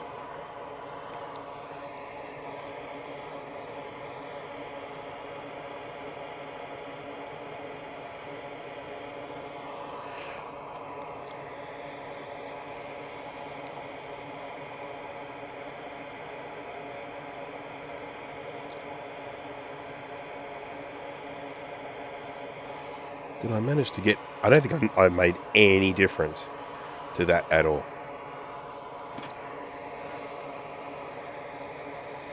Oopsie.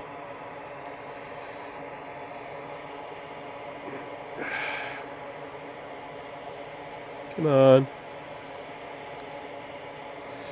Let's see if I can heat this up. Is the buffering just my internet, or is it YouTube? Well, all I can tell you at this stage is I have green lights all the way in terms of my upload speed and everything. 0 drop frames. So I think we're going to have to blame YouTube for that one.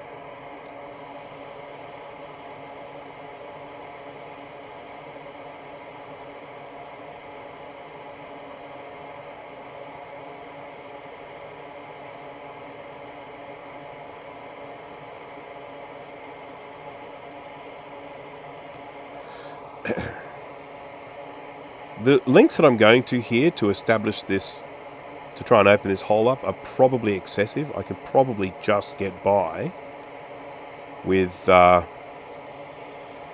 using with the amount of hole that I have down here to get a secure connection. But there's just something about the wanting things to be complete with me. Call me a crazy person.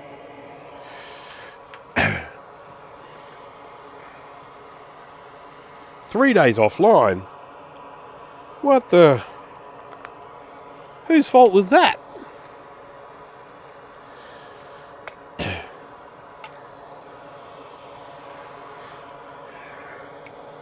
this a drill bit? I have these ridiculously small drill bits. And sometimes I get them mixed up with just little bits of floating around metal. Is this actually a drill bit? Or is that a piece of metal? I think that is a drill bit.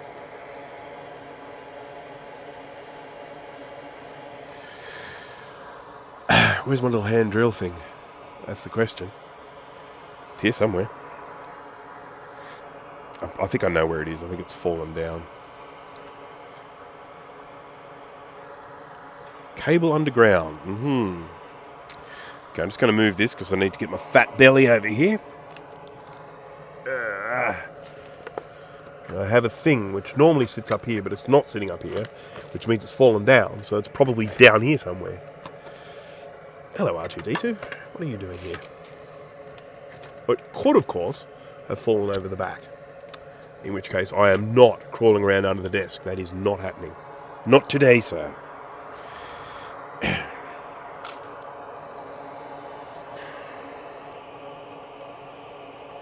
Ran a new line this afternoon. Now I'm getting steady 50. 50's not much. I mean, it's better than nothing. I'll grant you that.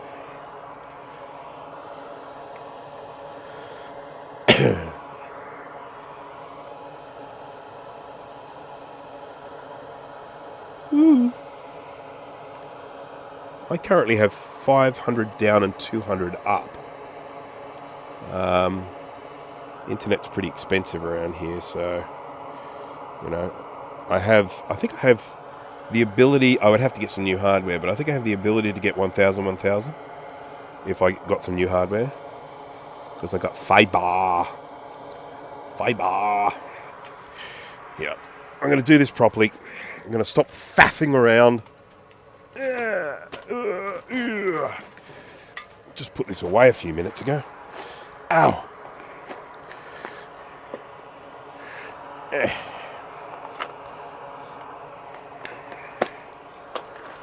Ow. Don't you fall off.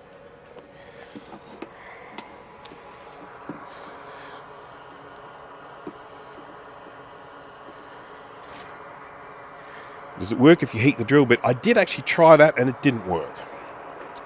I think probably not getting enough heat to where it needs to be is one thing.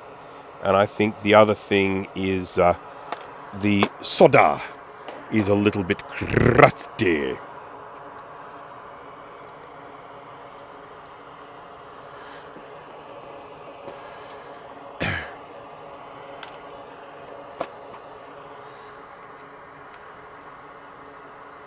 Good evening from my part of the world. Good evening right back to you.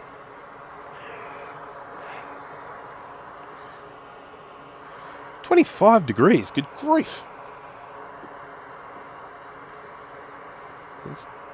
Don't you know it's supposed to be getting cold?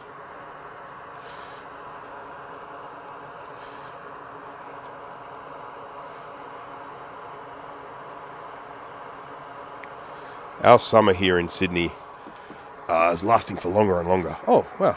Why do I somehow or other just ended up with emojis appearing on the screen? I must have bumped a key or something. Go away, emojis. Be gone. Right, so I'm actually going to drill a hole in this now. The main challenge I have is I can't do it. I'll need to get my goggles. I can't do it with a microscope because the microscope's looking straight down, and that's where I need to have my drill. Straight down.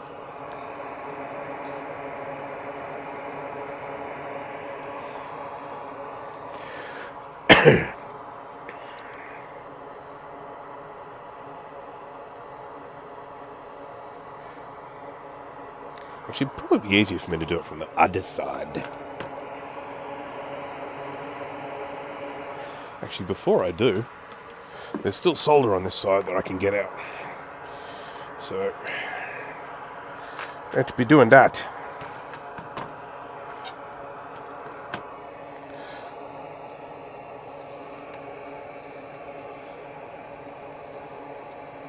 It was this one, wasn't it? Yeah.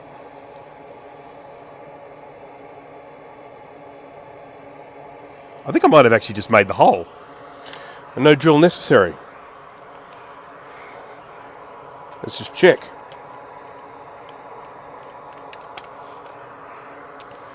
Swap over to normal glasses. Get some wire.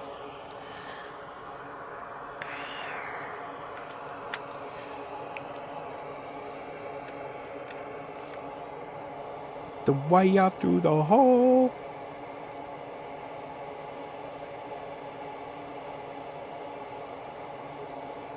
Yay!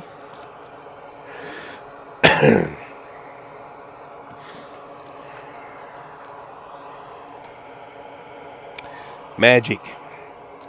Have to believe we are magic.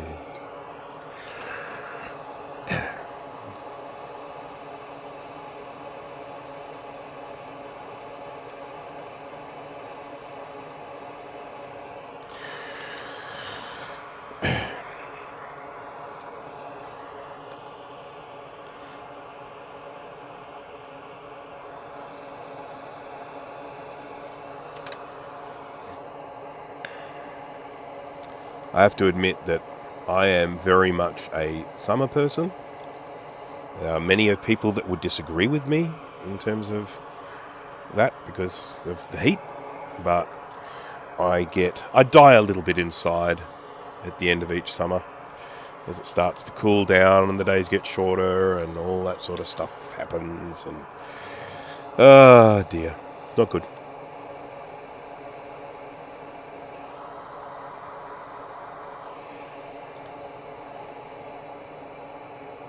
This is taking me a lot longer than I thought it would, and that's my fault because I am doing things very thoroughly, shall we say.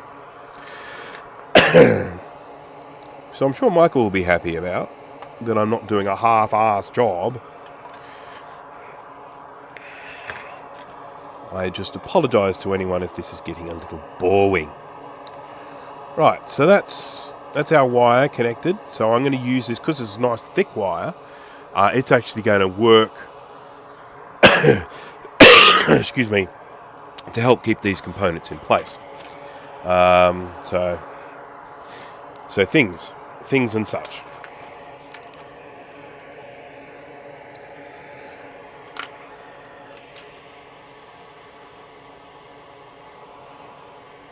I love summer. Once it ends, snow rocks here. See, we don't get snow here.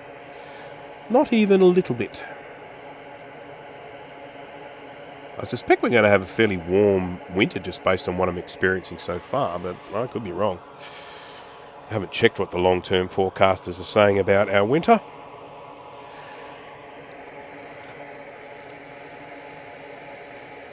It's sort of around the wrong way here. Yeah, about that way.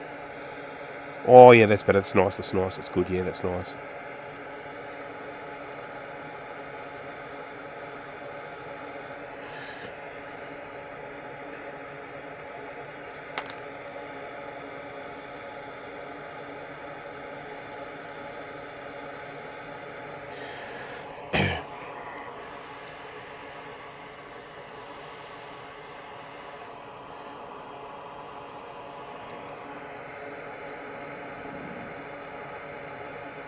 Yeah, come on. I need a nice little blob. I need a blob. There we go, that's a blob.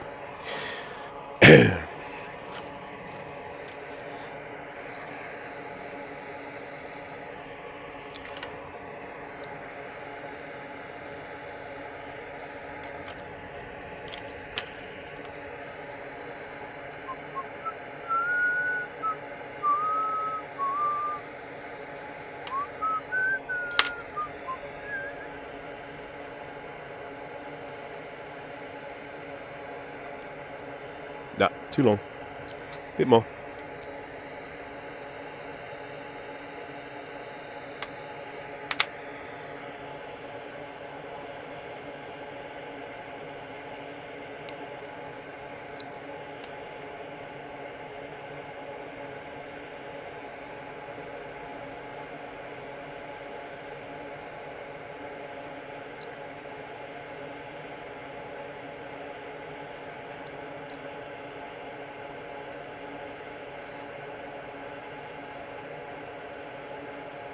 Okay, let's see what we can do with that.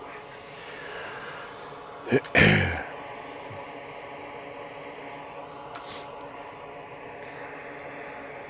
think this one just goes straight to ground, so it's going to be easy enough to test, but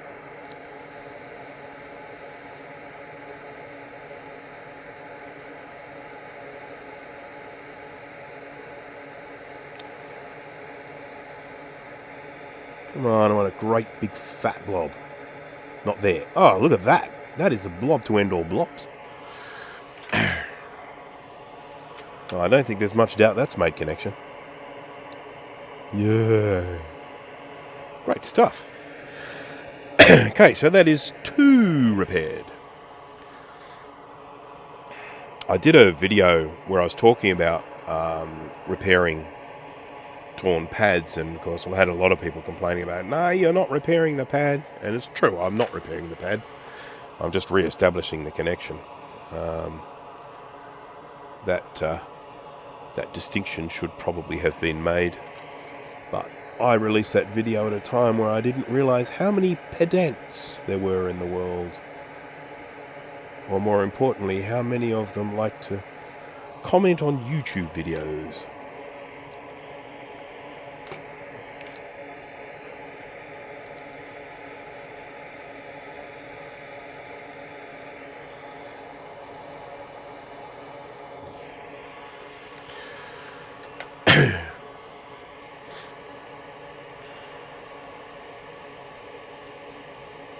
I have trouble getting the enamel on my wire to melt away. You just got to stick at it, and of course it does depend on the stuff. There are some types of enamel wire where they're a little bit difficult.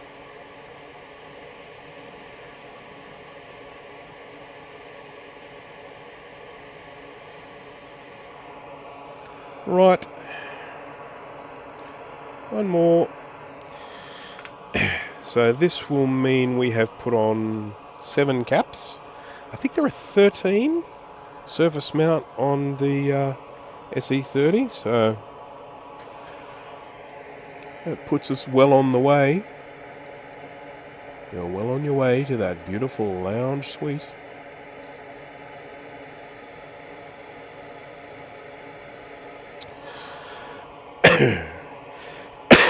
Sorry, coughing. Sorry.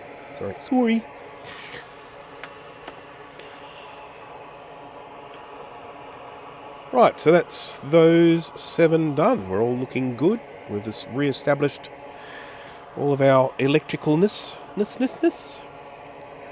While I'm here, I might just try and suck the solder out of those. Where's my wick? I had a little piece of wick floating around that's steadily getting shorter and shorter and shorter, and now I seem to have misplaced it entirely.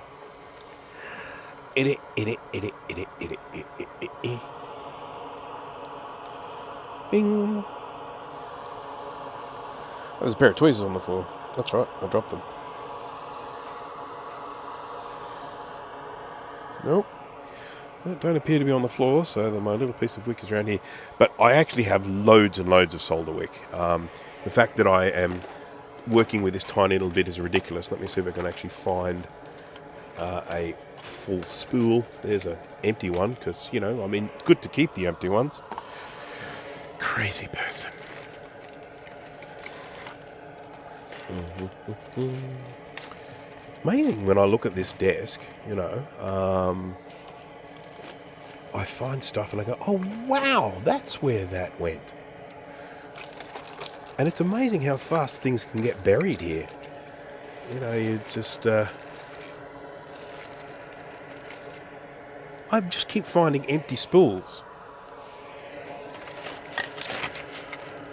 I know I've got good ones. I think I've got good ones. Because for a while there I had heaps. Here's one. Found one. This one's almost full. So, there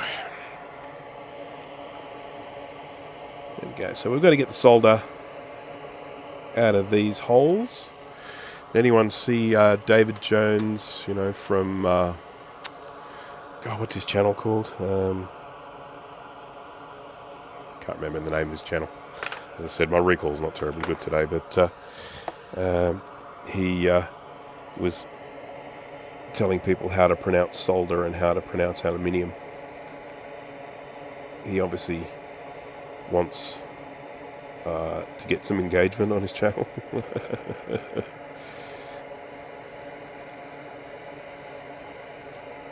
That one's through. That one's through. Yay. Okay, so we've got holes there. You have to do the same over here.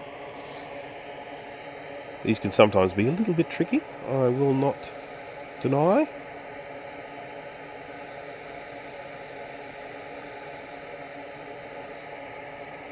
We'll come back to that. Oh, look at all the solder coming out of that one.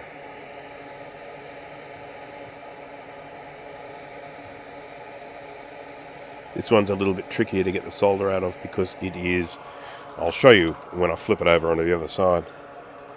Ow, ow, ow, ow. It is attached to this humongous amount of ground. It's a huge amount of copper just sucking all the heat away.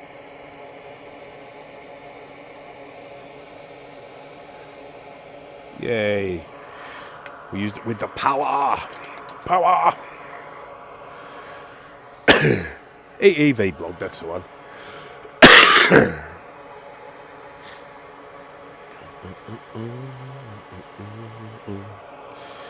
Why did I end up with that stupid song in my head? Now, this one here, if I was going to do this in a really simple way, I would just put the component on at an angle and use this little piece here as the pad. But I don't think I'm going to do that. I'm going to think I'll do what I did with the last one, and I'm going to run a little bit of an encore.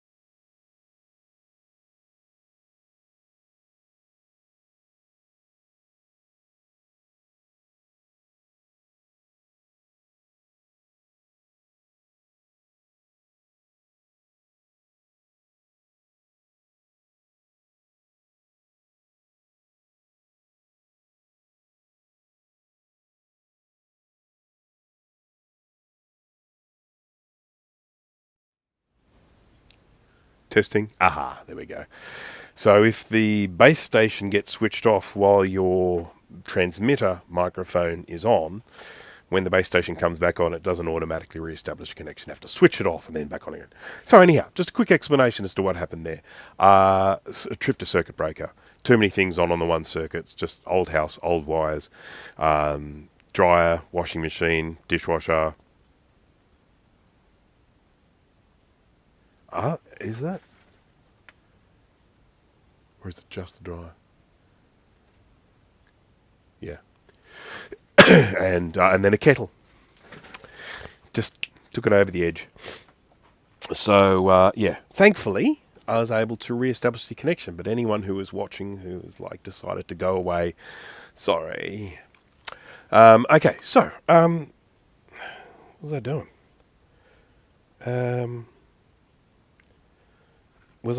Oh, that's right, I was working on this one here. I was just about, oh, well, what's happening? I'm moving my screen, which then moves my camera. So I was just about to go in and try and suck the solder out of this little hole here. So let's get back to doing that, shall we? Have to turn my this on and my that. There we go. I do have a plan to... hello, Foxhound477. I am doing well, and I'm sorry that I haven't live streamed in a really long time. This week I have been sick, but that has not been the reason why I haven't live streamed in a long time. I have just had so much stuff on. Just stuff. Every weekend has been coming along and there just hasn't been time to do a live stream. I sort of go, oh, I'm going to try and do a live stream this weekend. It's like, yeah, good, that's a great idea, yeah. And then I go to do the live stream and, I get to the actual weekend and no time. Okay, just looking at these here. I think it's that one. Pretty sure it's that one. So, yeah, that's just been the citation. I feel like it's this one, because this one looks like it's been melted a bit. So let's just see.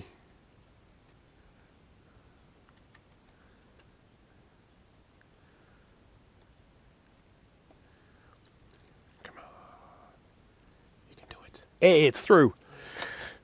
Lucky. Lucky, luck.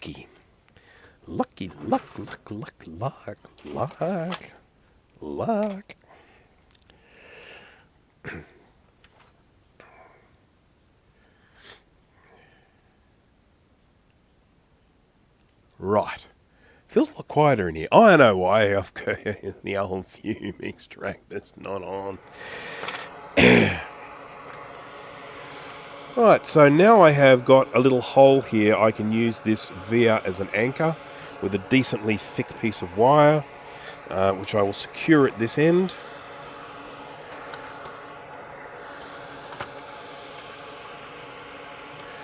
I'm going to secure it afterwards because it'll probably melt when I stick the component on.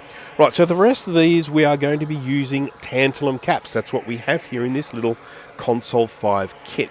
I used electrolytic for the others, and the rest are going to be tantalums if I can find the kit. There it is.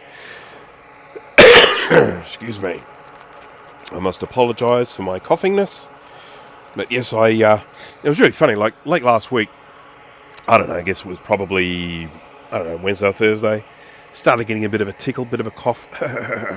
Nothing major, no real issue. And I'm just like, I just got a bit of a mild cold. So stayed that way for a couple of days. Went out for dinner on Friday night, caught up with the family. Hey, how's it going? Yeah, I won't give you guys a hug tonight because I've got a bit of a mild cold. Yeah, nothing major. Had dinner, all that's good. Kept going that way for several days, and then around about Sunday I started feeling a little bit worse, and then worse, and then worse, and then worse, and then on Monday I was terrible, and then Tuesday I was terrible. As Tuesday I virtually couldn't get out of bed, and then on Wednesday I was able to sort of get up and move around a little bit, started gaining some strength during the day, and then just gradually getting better. But I've just got this persistent sort of cough and sniffle, and I know it's unpleasant, and I do apologise. So, stripe on the positive side. I'm going to stick it on the left side first, and then I'll attach the wire to the right. Oops, we've got a little bit of a focus issue here, don't we? Focus! I used to work with someone who had a very thick accent, and when they used to say focus, it was like, focus.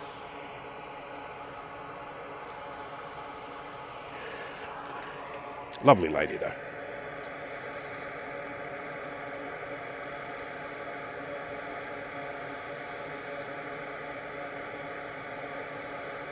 Lovely lady.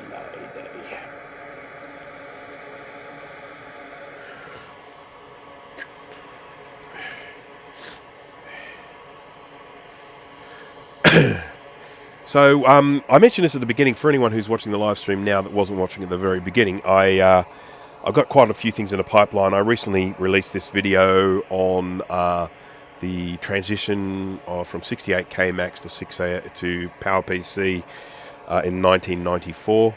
A few people complained about the way I say 19. I said 1994, and they're like, 90? No, 19. 90, 19, 1990, two different things. And then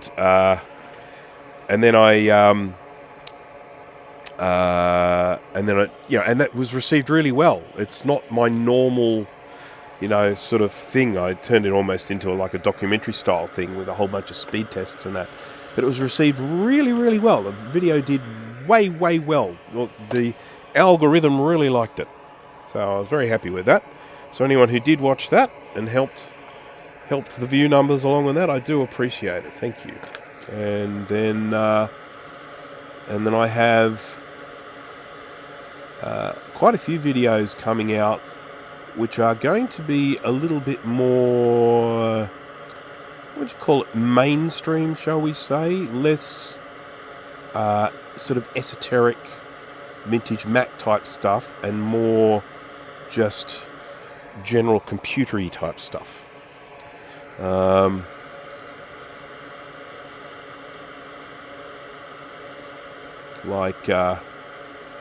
actually going to be doing some Linuxy type videos for the Linux fans out there. I've been spending a lot of time in Linux lately, so I sort of feel like I should probably do a few videos on it.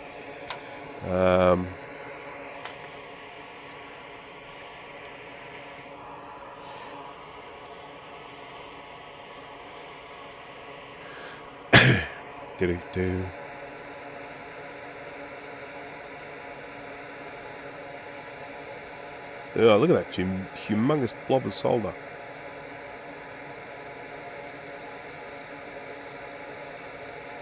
Come on.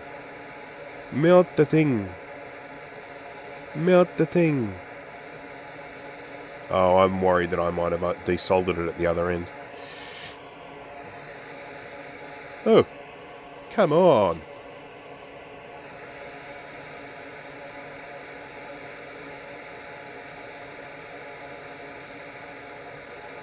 There we go, that's soldered. But let's check the other side now, because I really do think I've stuffed it.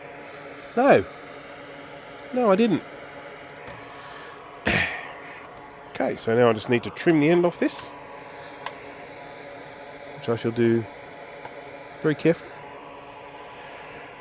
And that is one more repaired. So that's 3 repaired we've done so far. First one was definitely the trickiest. The most amount of effort went into that one.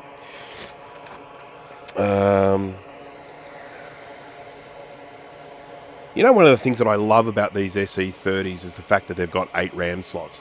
And the great thing about that is that if you want to go out there and spend the money and get 16s, great, do that.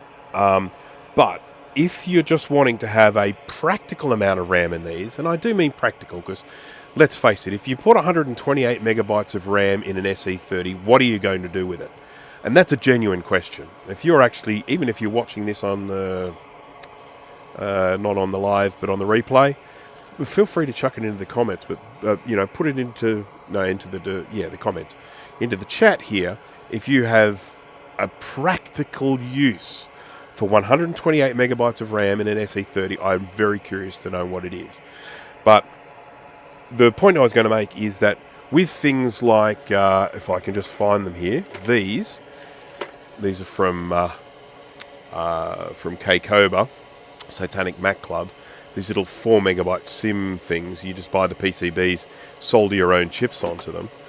I just punch out loads and loads and loads of 4 megabyte SIMs. Anytime I need them, I just grab these and punch them out. When I got Quadra 950, which has 16 slots in it, I had a few 16s. I think I had 8 16s, and then I just filled the rest up with these 4 megabytes. And to be honest, if you have 8 4s in this, what's 4 8s?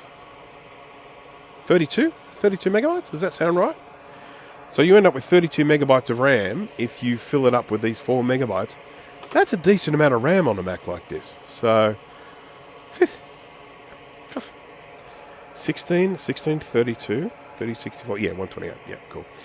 So I did have 128 in my SE30 once, and I started it up, and I looked at the about the computer window, and I was like, wow, 128, look at that, wow, yeah, wow, and then I'm like, what good is it?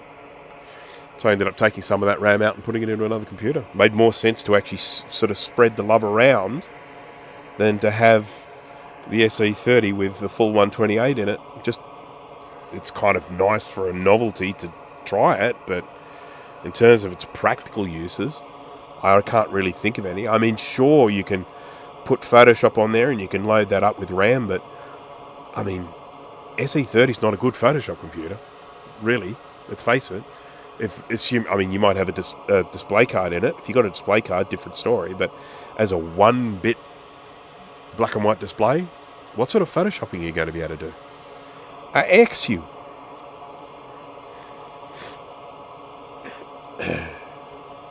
I'm cleaning up this one, but I'm actually not going to put a cap on this one next. I'm going to do the...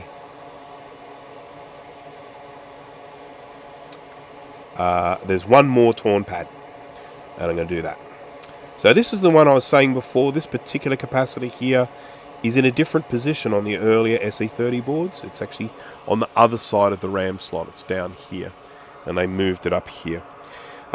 This is one of the areas that always gets smashed on an SE30 if a battery bomb goes, because you've got the battery here, and it leaks and it wrecks things like that. It's the real-time clock chip, which isn't just a real-time clock. It is also it also stores data in there, stores the time and things like that. So it's got a little bit of volatile memory in there.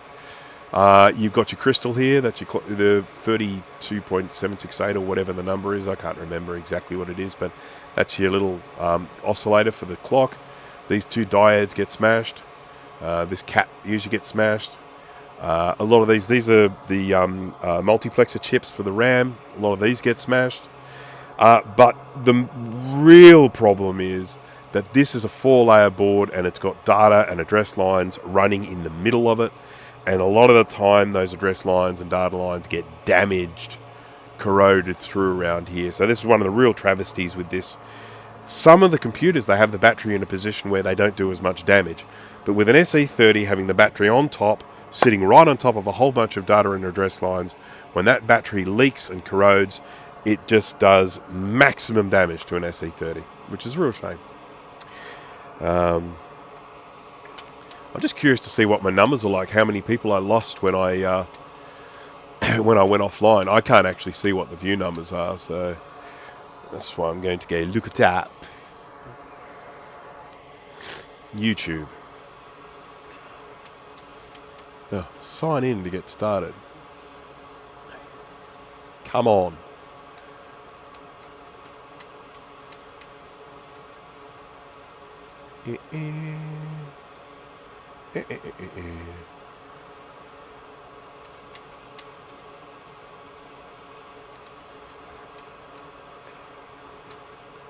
Zup. Content. Live. Control room. And we are looking at connect. Oh, here we go. There we go. 31. Oh, that's not too bad. Definitely it had a drop there when I went offline, which is not surprising. We haven't got back up to the numbers we were before, but we're still doing all right. So, thank you to everyone who persevered, even though I went offline. It's not the best thing in the world, but sometimes these things cannot be helped. What's the blinking? Where's the blinking? Where's the blinking? What blinking? Is it? Are you talking about just like this, the whole display here, blinking? That is because of the modifications I did to my... Welcome back, Jeff, by the way. That's the modifications I did to my camera. So I've got my microscope here, and it's a trinocular microscope, so it has a little... Yeah, that black flash that you might have just seen there. It's a trinocular microscope, and it has a little input for me to put in the camera. Now, I used to have a microscope camera on there, but it had all sorts of problems. So I ended up modifying a Logitech webcam to fit into the microscope, which if I just do a top view here, you'll see it. That's it there. Oh, well, it was zoomed right out when we lost the power before. So we'll zoom in a little bit here. Zoom. You don't need to see all my mess. Zoom. There we go. Okay, so here, that there is my modified webcam. And I don't know if it's maybe heat related or if it's because of the soldering of the wires that I use and whatever. It just sometimes flickers, and sometimes it does it more than others. So I do apologize. I will probably find a solution to it one day. But for the moment, we just have this occasional flicker, which is not good. Not good at all. Life. Don't talk to me about life. No one even mentioned it.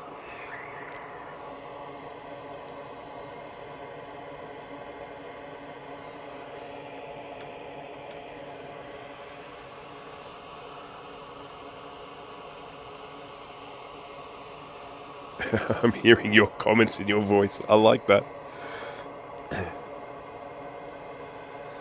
That's pretty good to have a voice that people recognize so much.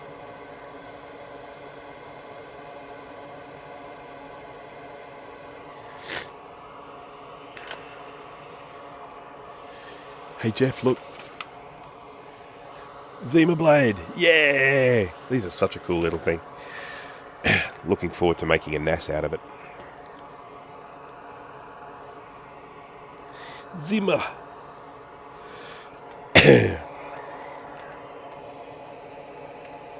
Right, I'm going to see if I can get some solder out of this hole here.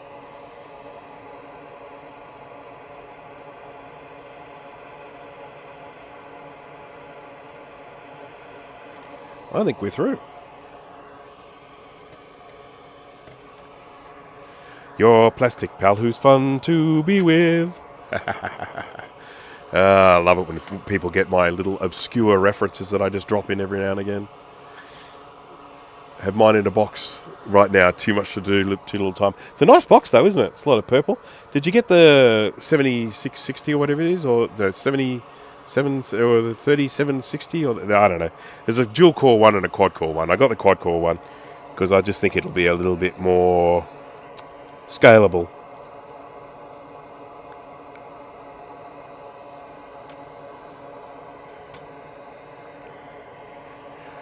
Righty.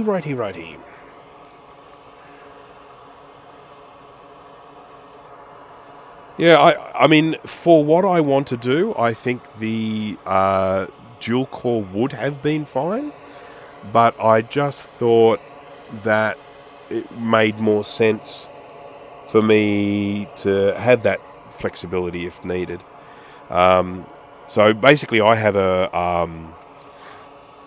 Synology NAS. It's a real cheapie. And one of the things I've always liked about the Synology is the interface, but it is virtually unusable because it's just so slow.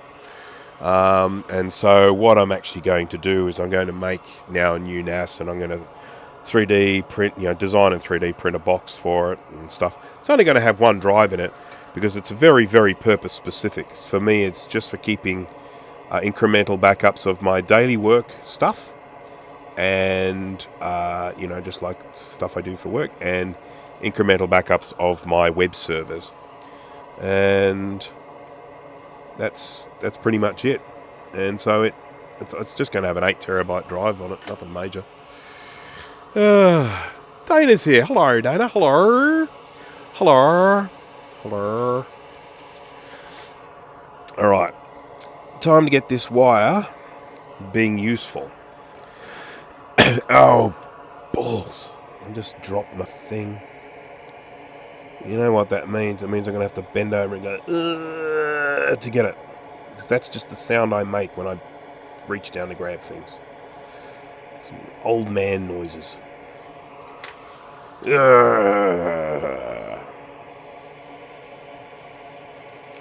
Right, now this wire is quite thick. It takes a while to get this enamel to burn off, so I'm just going to hit it with some heat now.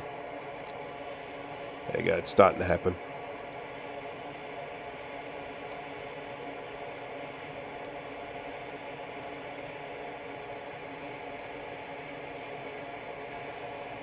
There we go.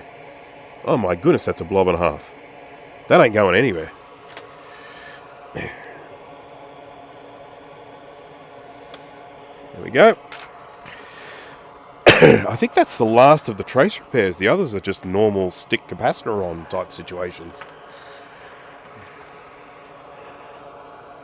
We'll go back and revisit all of these repairs in a minute. But what I'm actually doing here, because I'm not actually repairing the pads, I'm not actually sitting there going in and getting some copper tape or something and gluing it down onto the board to be an actual pad. I am basically just putting the component in place and then re-establishing the connection. And I'm doing that with wires. And I am using a big fat wire for this one because I want it to be nice and strong. There we go. We need to make sure that that's not going to come in contact with that ground there. So I might just trim it back a little bit further. There we go. Nice. So let's get rid of that wire.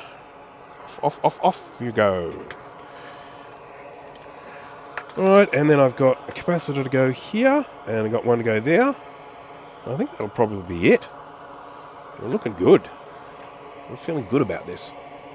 I do love repairing computers. Actually, I love repairing things. I was very upset the other day when I couldn't repair my toaster. I've repaired it before, but this time I couldn't repair it. It was a part on it that it was not repairable, needed replacing, and so I had to buy a new toaster.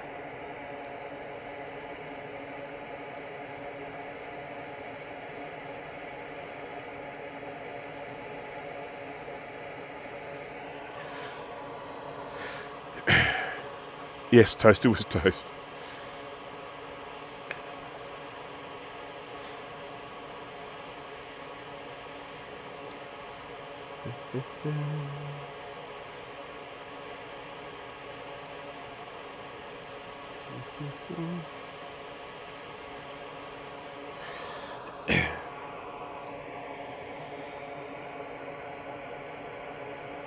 I should actually mention, I don't think I've done a live stream since this, but I recorded another episode with Jay and with Dana of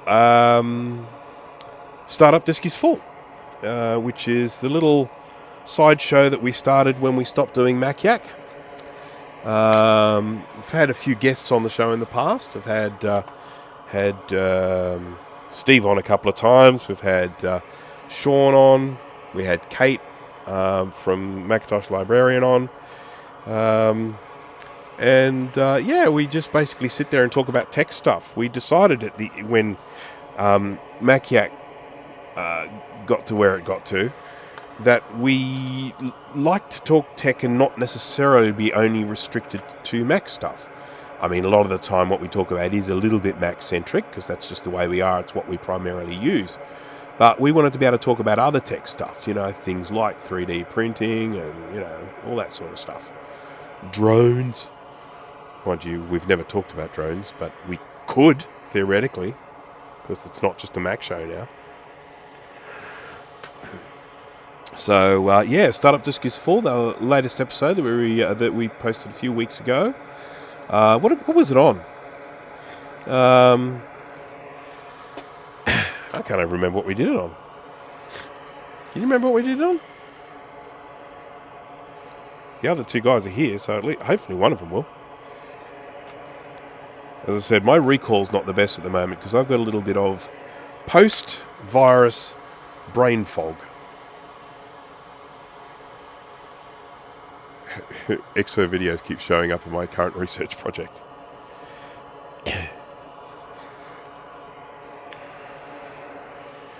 We spoke about things and stuff. Oh, good. I'm glad someone else remembers.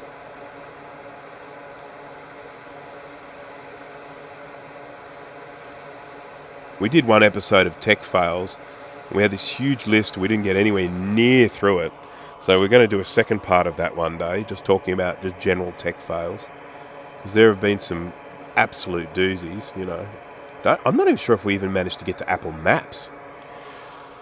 Career-ending fails. Okay.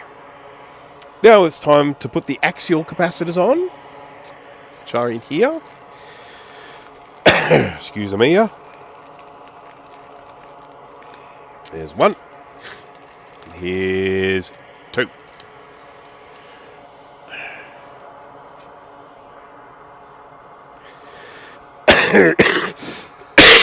Sorry. Let's mute the mic and do that properly.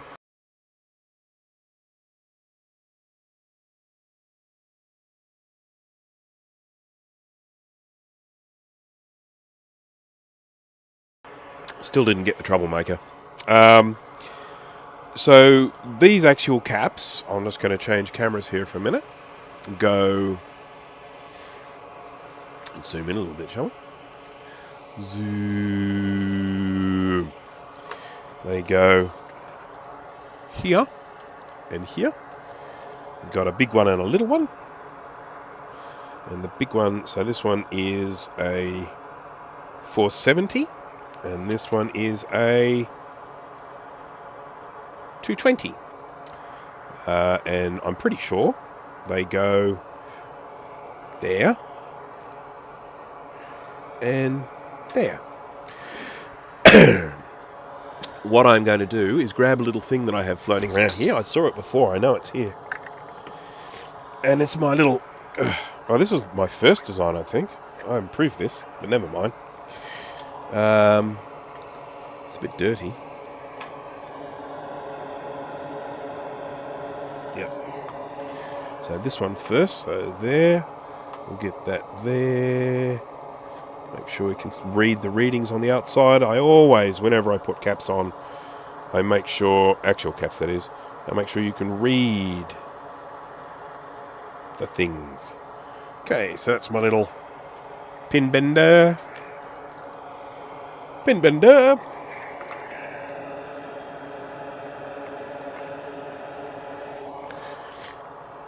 Ah, this one sucks. Okay. 220. There we go.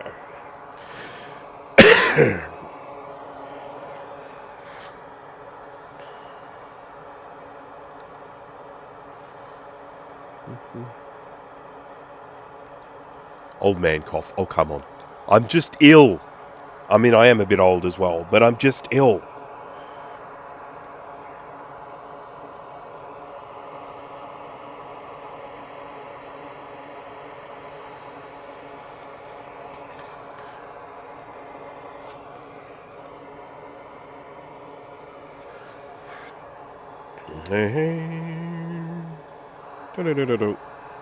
Okay, I think we've got the polarity right. That's definitely a little line pointing to negative, so let's get this done.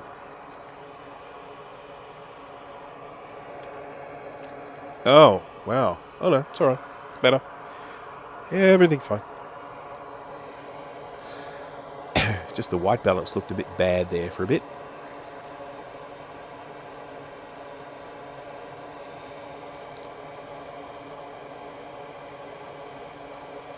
Oh wow, this is just sucking all the heat out of my soldering iron.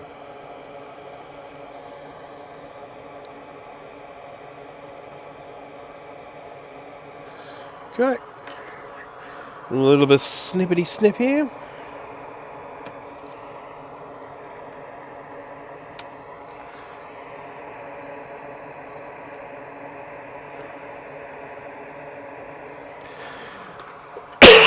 Gumi.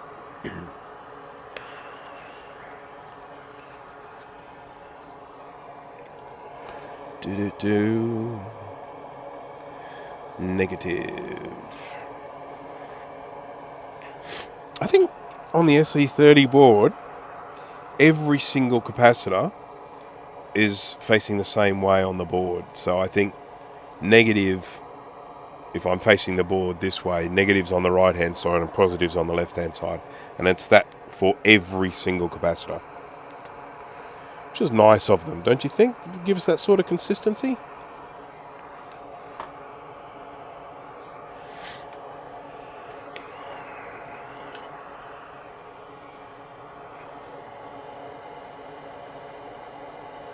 Now, the thought occurs that I'm probably going to have to go and get an SE30 to test this with.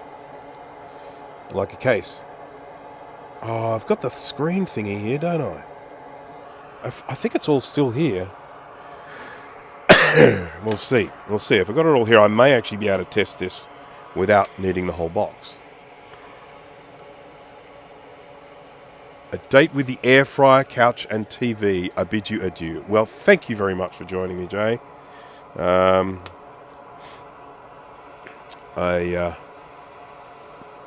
assume that this will give me a fair bit of grace before you ask me what time you're streaming again.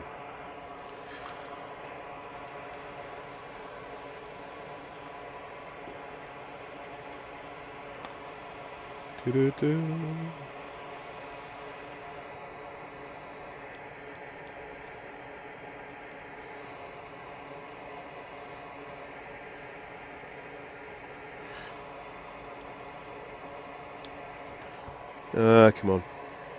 Wonder what's going in the air fryer. Would have liked to have known that.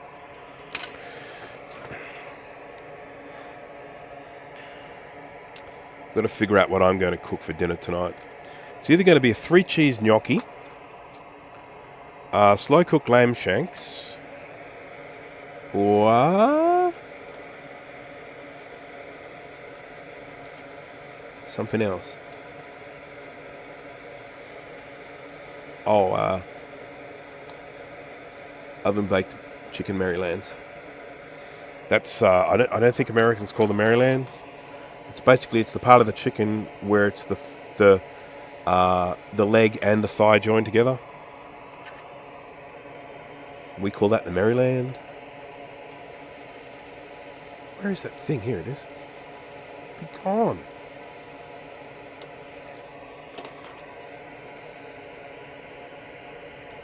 Just didn't like the way that thing was touching the ground there. Oh, to neaten it up some.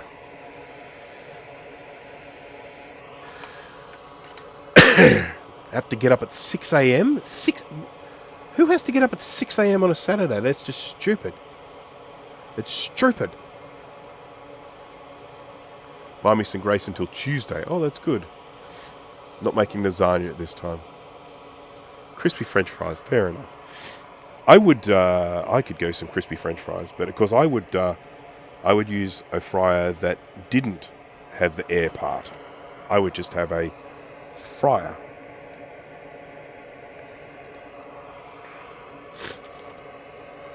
Because they're yummier if you do them that way. I found my paintbrush. I put it in a really logical place. Just forgot about it.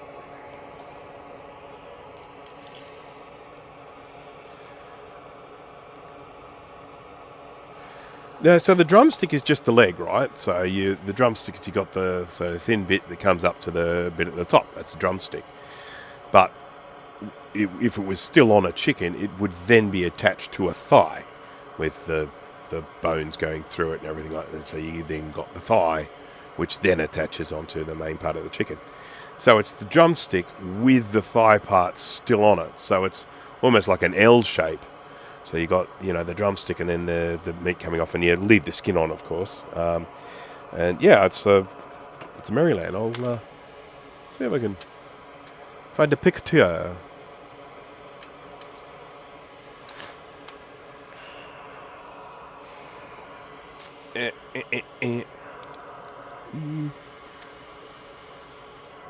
Chicken Maryland. Excuse me. Images.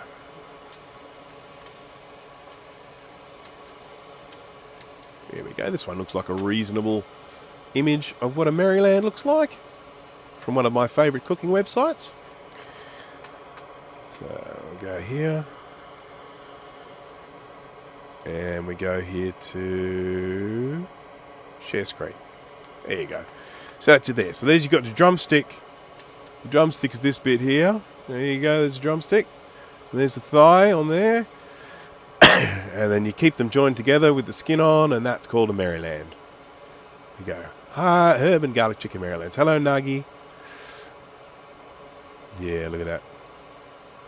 Yeah, so juicy. Alright. So, actually, I wanted to just take a quick moment and we're just going to revisit some of these repairs. Just take but a moment. So, let's go back to the scope view. And we'll get us in focus. Okay, so this is... That's the first repair there. It's a little bit shiny, sorry about that. And so we had to run a new wire here. And then I've soldered it from this end, and I've bit a UV mask around the outside to try and hold this cap in place. And I'll probably add a little bit more after it's been cleaned. And then we had a break here, and I fixed that up. Which one was it? The middle one? Can't even tell anymore. I think it was this one here. So I ran a great big fat wire through the via, and that's helping holding the other side of that cap on. We had one here. Great big fat wire through a via again, holding that one in place. And then down here, last one we just did a little moment ago. Here it is upside down. And then that's the wire here on the end there going through the via. So that's how we've used the wire not only to re-establish the electrical connection, but we've also used it as an anchor for the component. And be safe as houses, that will. It's not going to fall apart or anything like that. Probably stronger than original. A leg quarter. Fair enough. Yep, so that's what we call a Marianne here in Australia, and probably in England as well, because it's probably we got it from there. We call it a chicken Maryland. Maryland. Maryland. So if you ever find yourself in Australia and you're wanting one of those, and you're going to a butcher or something like that, that's what you ask for. Chicken Maryland. Finishing off a big plate of steak and scrambled eggs with bacon. There you go. Got any vegetables with that, Dana? Just checking to make sure you're looking after yourself.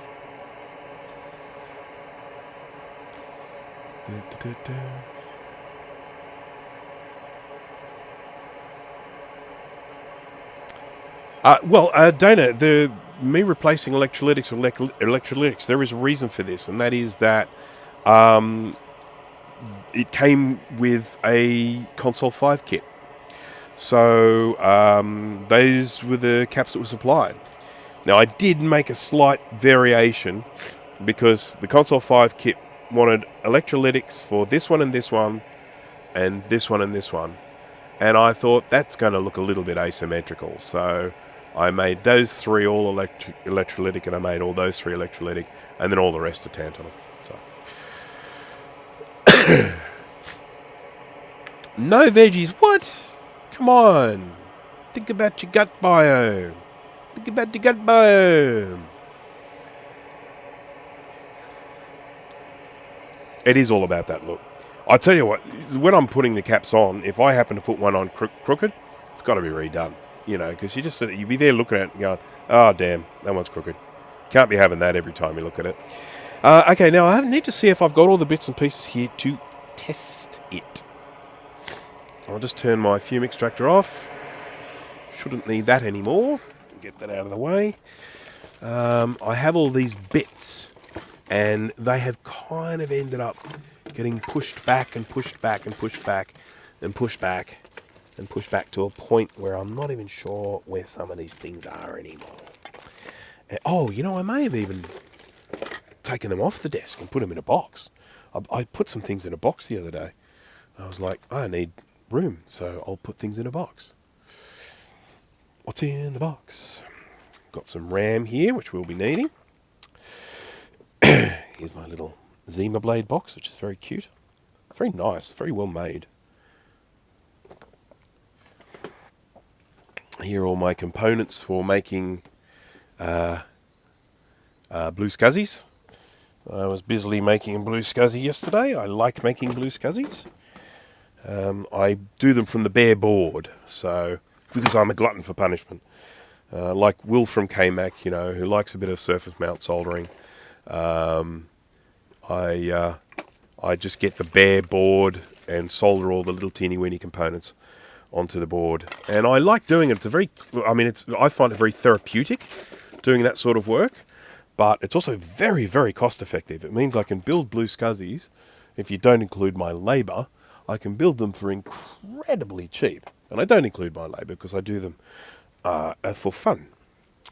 Okay, here's the box. Here's the box. What's in the box? What's in the box? Oh, it's a heavy box. This is where I put all the bits. So I'm just going to... Yeah, found it. Okay. Oh, shazbat. Okay, so there's that. Then I just need a cable. Oh, got another one. This one I've had pre-configured, so I'm just going to use this one. And so all I'm missing now is a cable.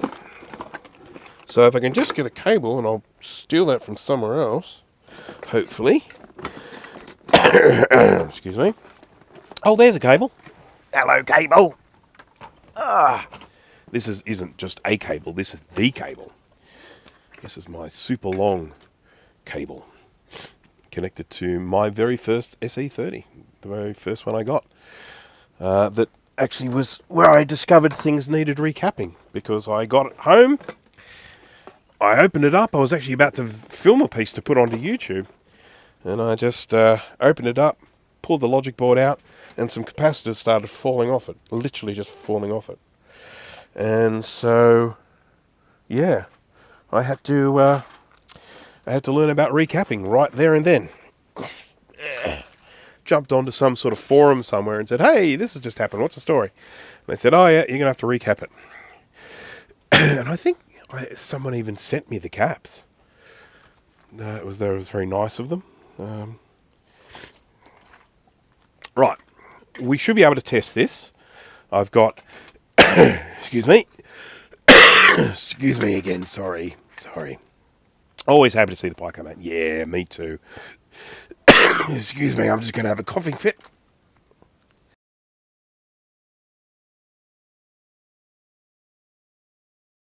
Sorry about that.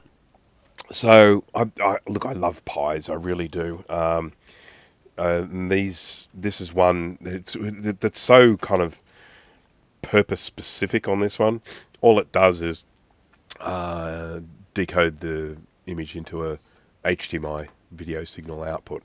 So this is this cool thing that I got from Will at KMac. He actually gave me two of these. There's a newer version of this that he gave me, but this is one I've got all plugged in and have used before, so I'm going to just leave with this one for the moment.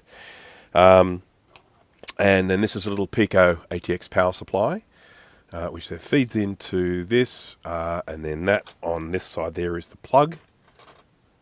So my green plug, which will go one side onto here. There we go. It's a great thing about these Molex plugs, they can only go on one way.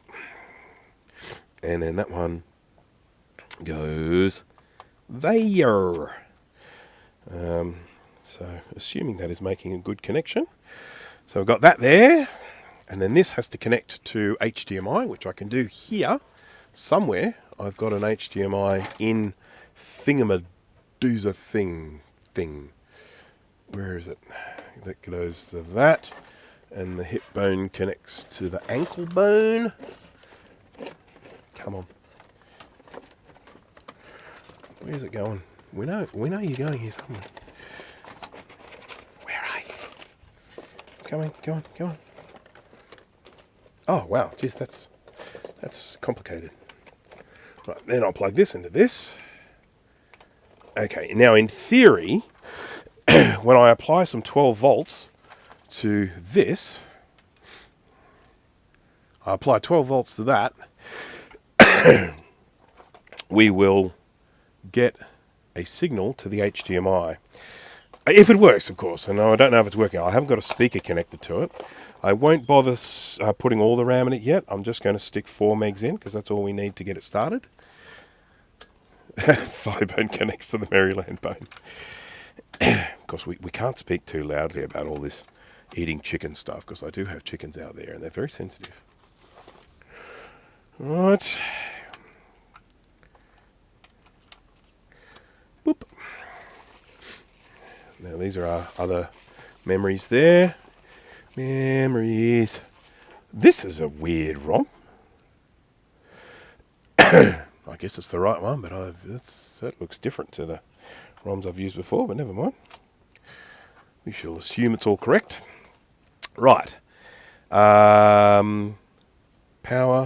I should connect up a speaker if I can find one floating around here somewhere. I've got little teeny weeny speakers like these. Look how small these speakers are.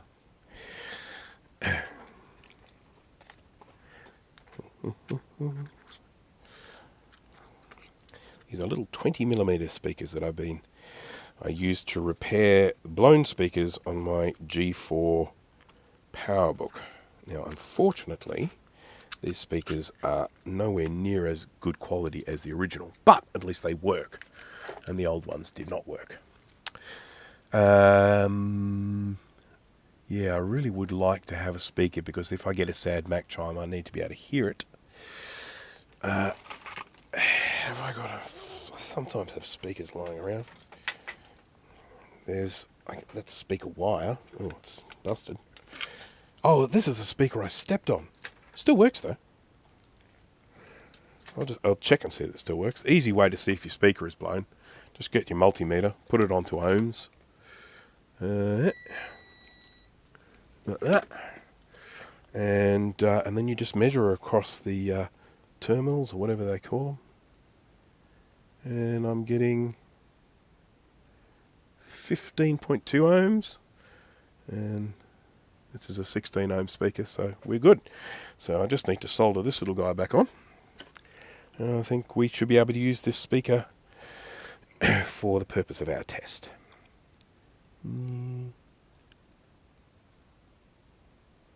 Away.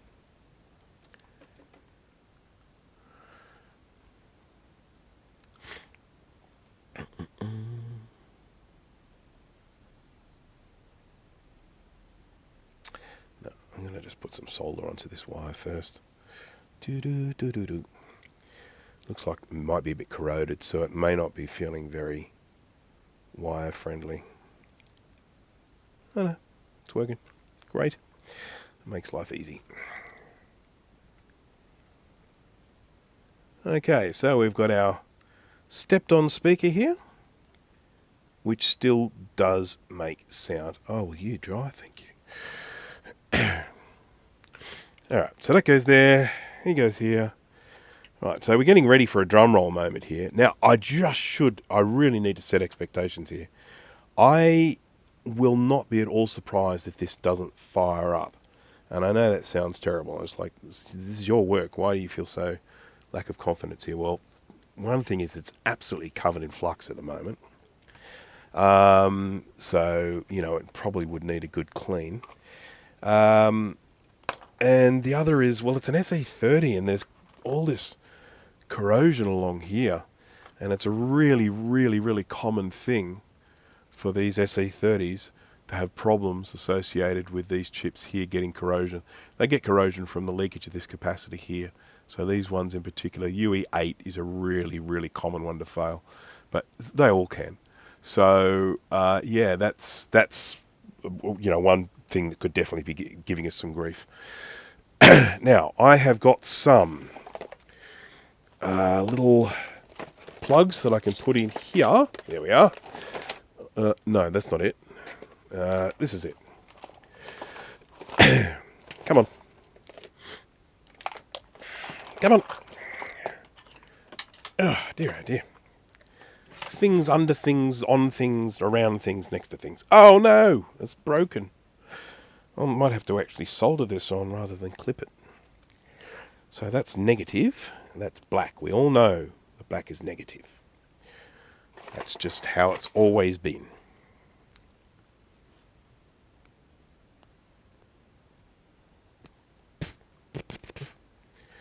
No, that's not working. I'm going to need my little pliers or something. I don't know where they are. They were here when I started the live stream. There we go. They got pushed out of the way. As more and more stuff ended up on the desk. I feel inclined to clean the desk, but at the same time, I get some lovely comments from people that really winds them up. And people are just like, oh man, they're like, how do you work in there? And I don't know, I just sort of feel like I kind of want to just keep it the way it is for those people.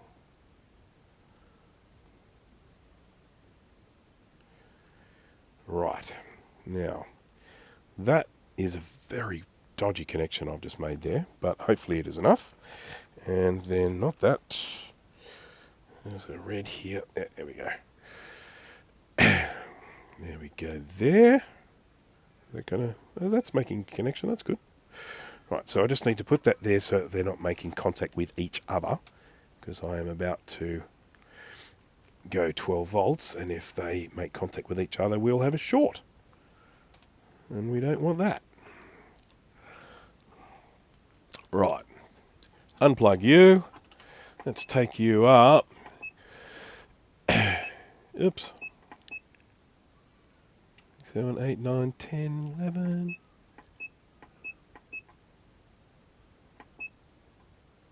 Volts. Yay! So what should happen is when I put in 12 volts, this thing will come alive. The computer should come alive. We might even get a chime. We'll just see what happens. So everyone, hang on to your butts.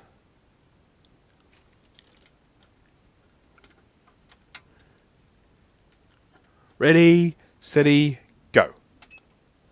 Oh, it chimed. You probably couldn't hear it, but it chimed. Let me just now go to this. We may or may not get a signal from it, but I mean, it dead set chimed. That made the noise that it's supposed to make. Got all our little lights on here. There is some dodginess with the HDMI cable on this, so that might be giving us some grief. Oh, look at that! Man.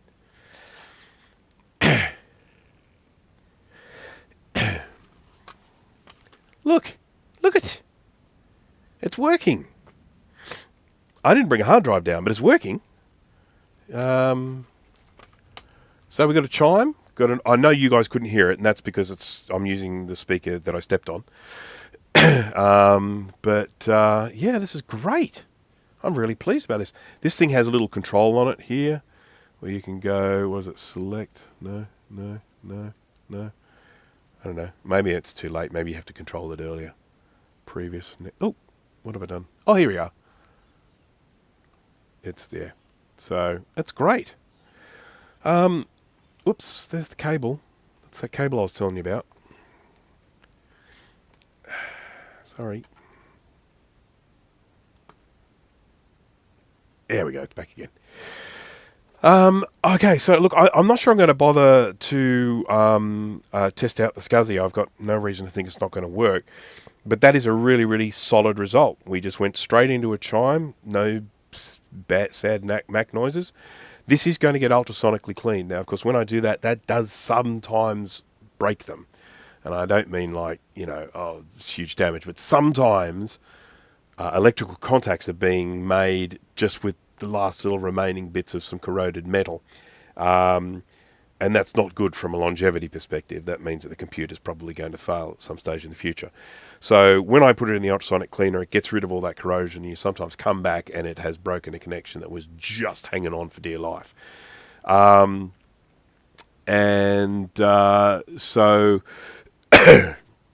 sorry about the elongated image. You can fix that inside this here, but the way I've got this set up at the moment, it's really difficult for me to make changes to it. So yeah, it's going to get the ultrasonic clean, and then I'll give it another test, and then when I give it the other test, I'll go in and test SCSI in that as well, check and make sure that I can, sort of load up an operating system and stuff like that. Of course, I've got these magic ROMs that have systems built into them, but I'm not going to do that. I could connect the mouse to it. How about I connect the mouse? I saw a mouse here a little while ago. Here we go. How cool is this mouse? Has anyone ever seen one of these? Oh, I've got a keyboard as well.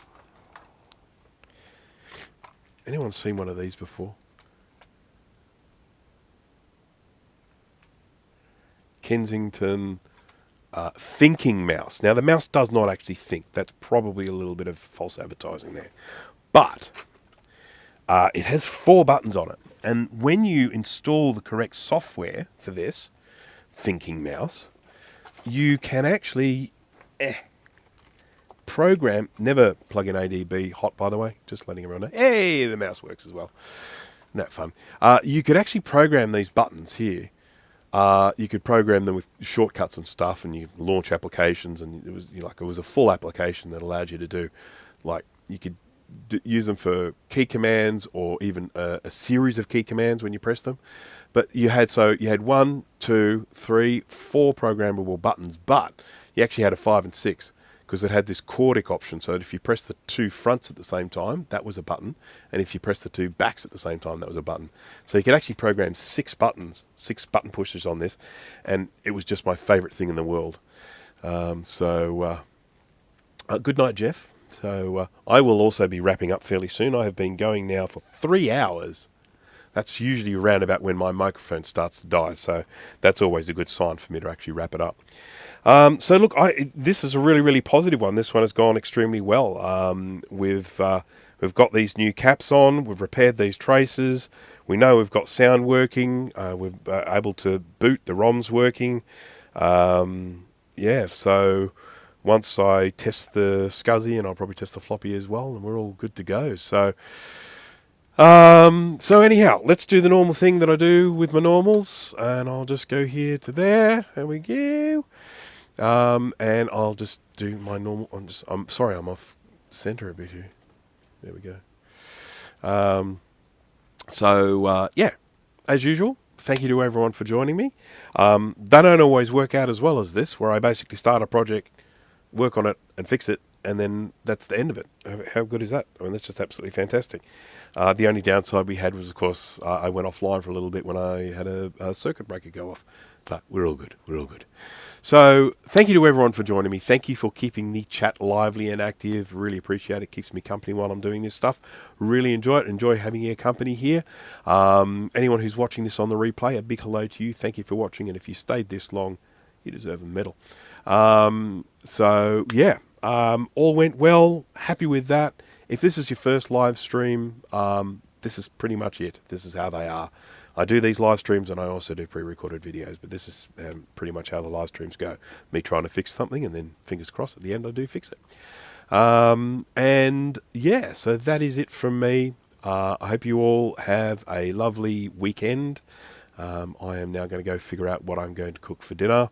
And I hope to see you at the next live stream, which, fingers crossed, won't be as big a gap as it was last time. So thanks again to you all. Let me just find out here it is here. I'll bring up all the names of the wonderful Patreon people, the Patreons, who have pledged a little bit of money to me. I do thank you all for your Patreonage. And I hope to see you at the next one. Thanks again. Bye-bye.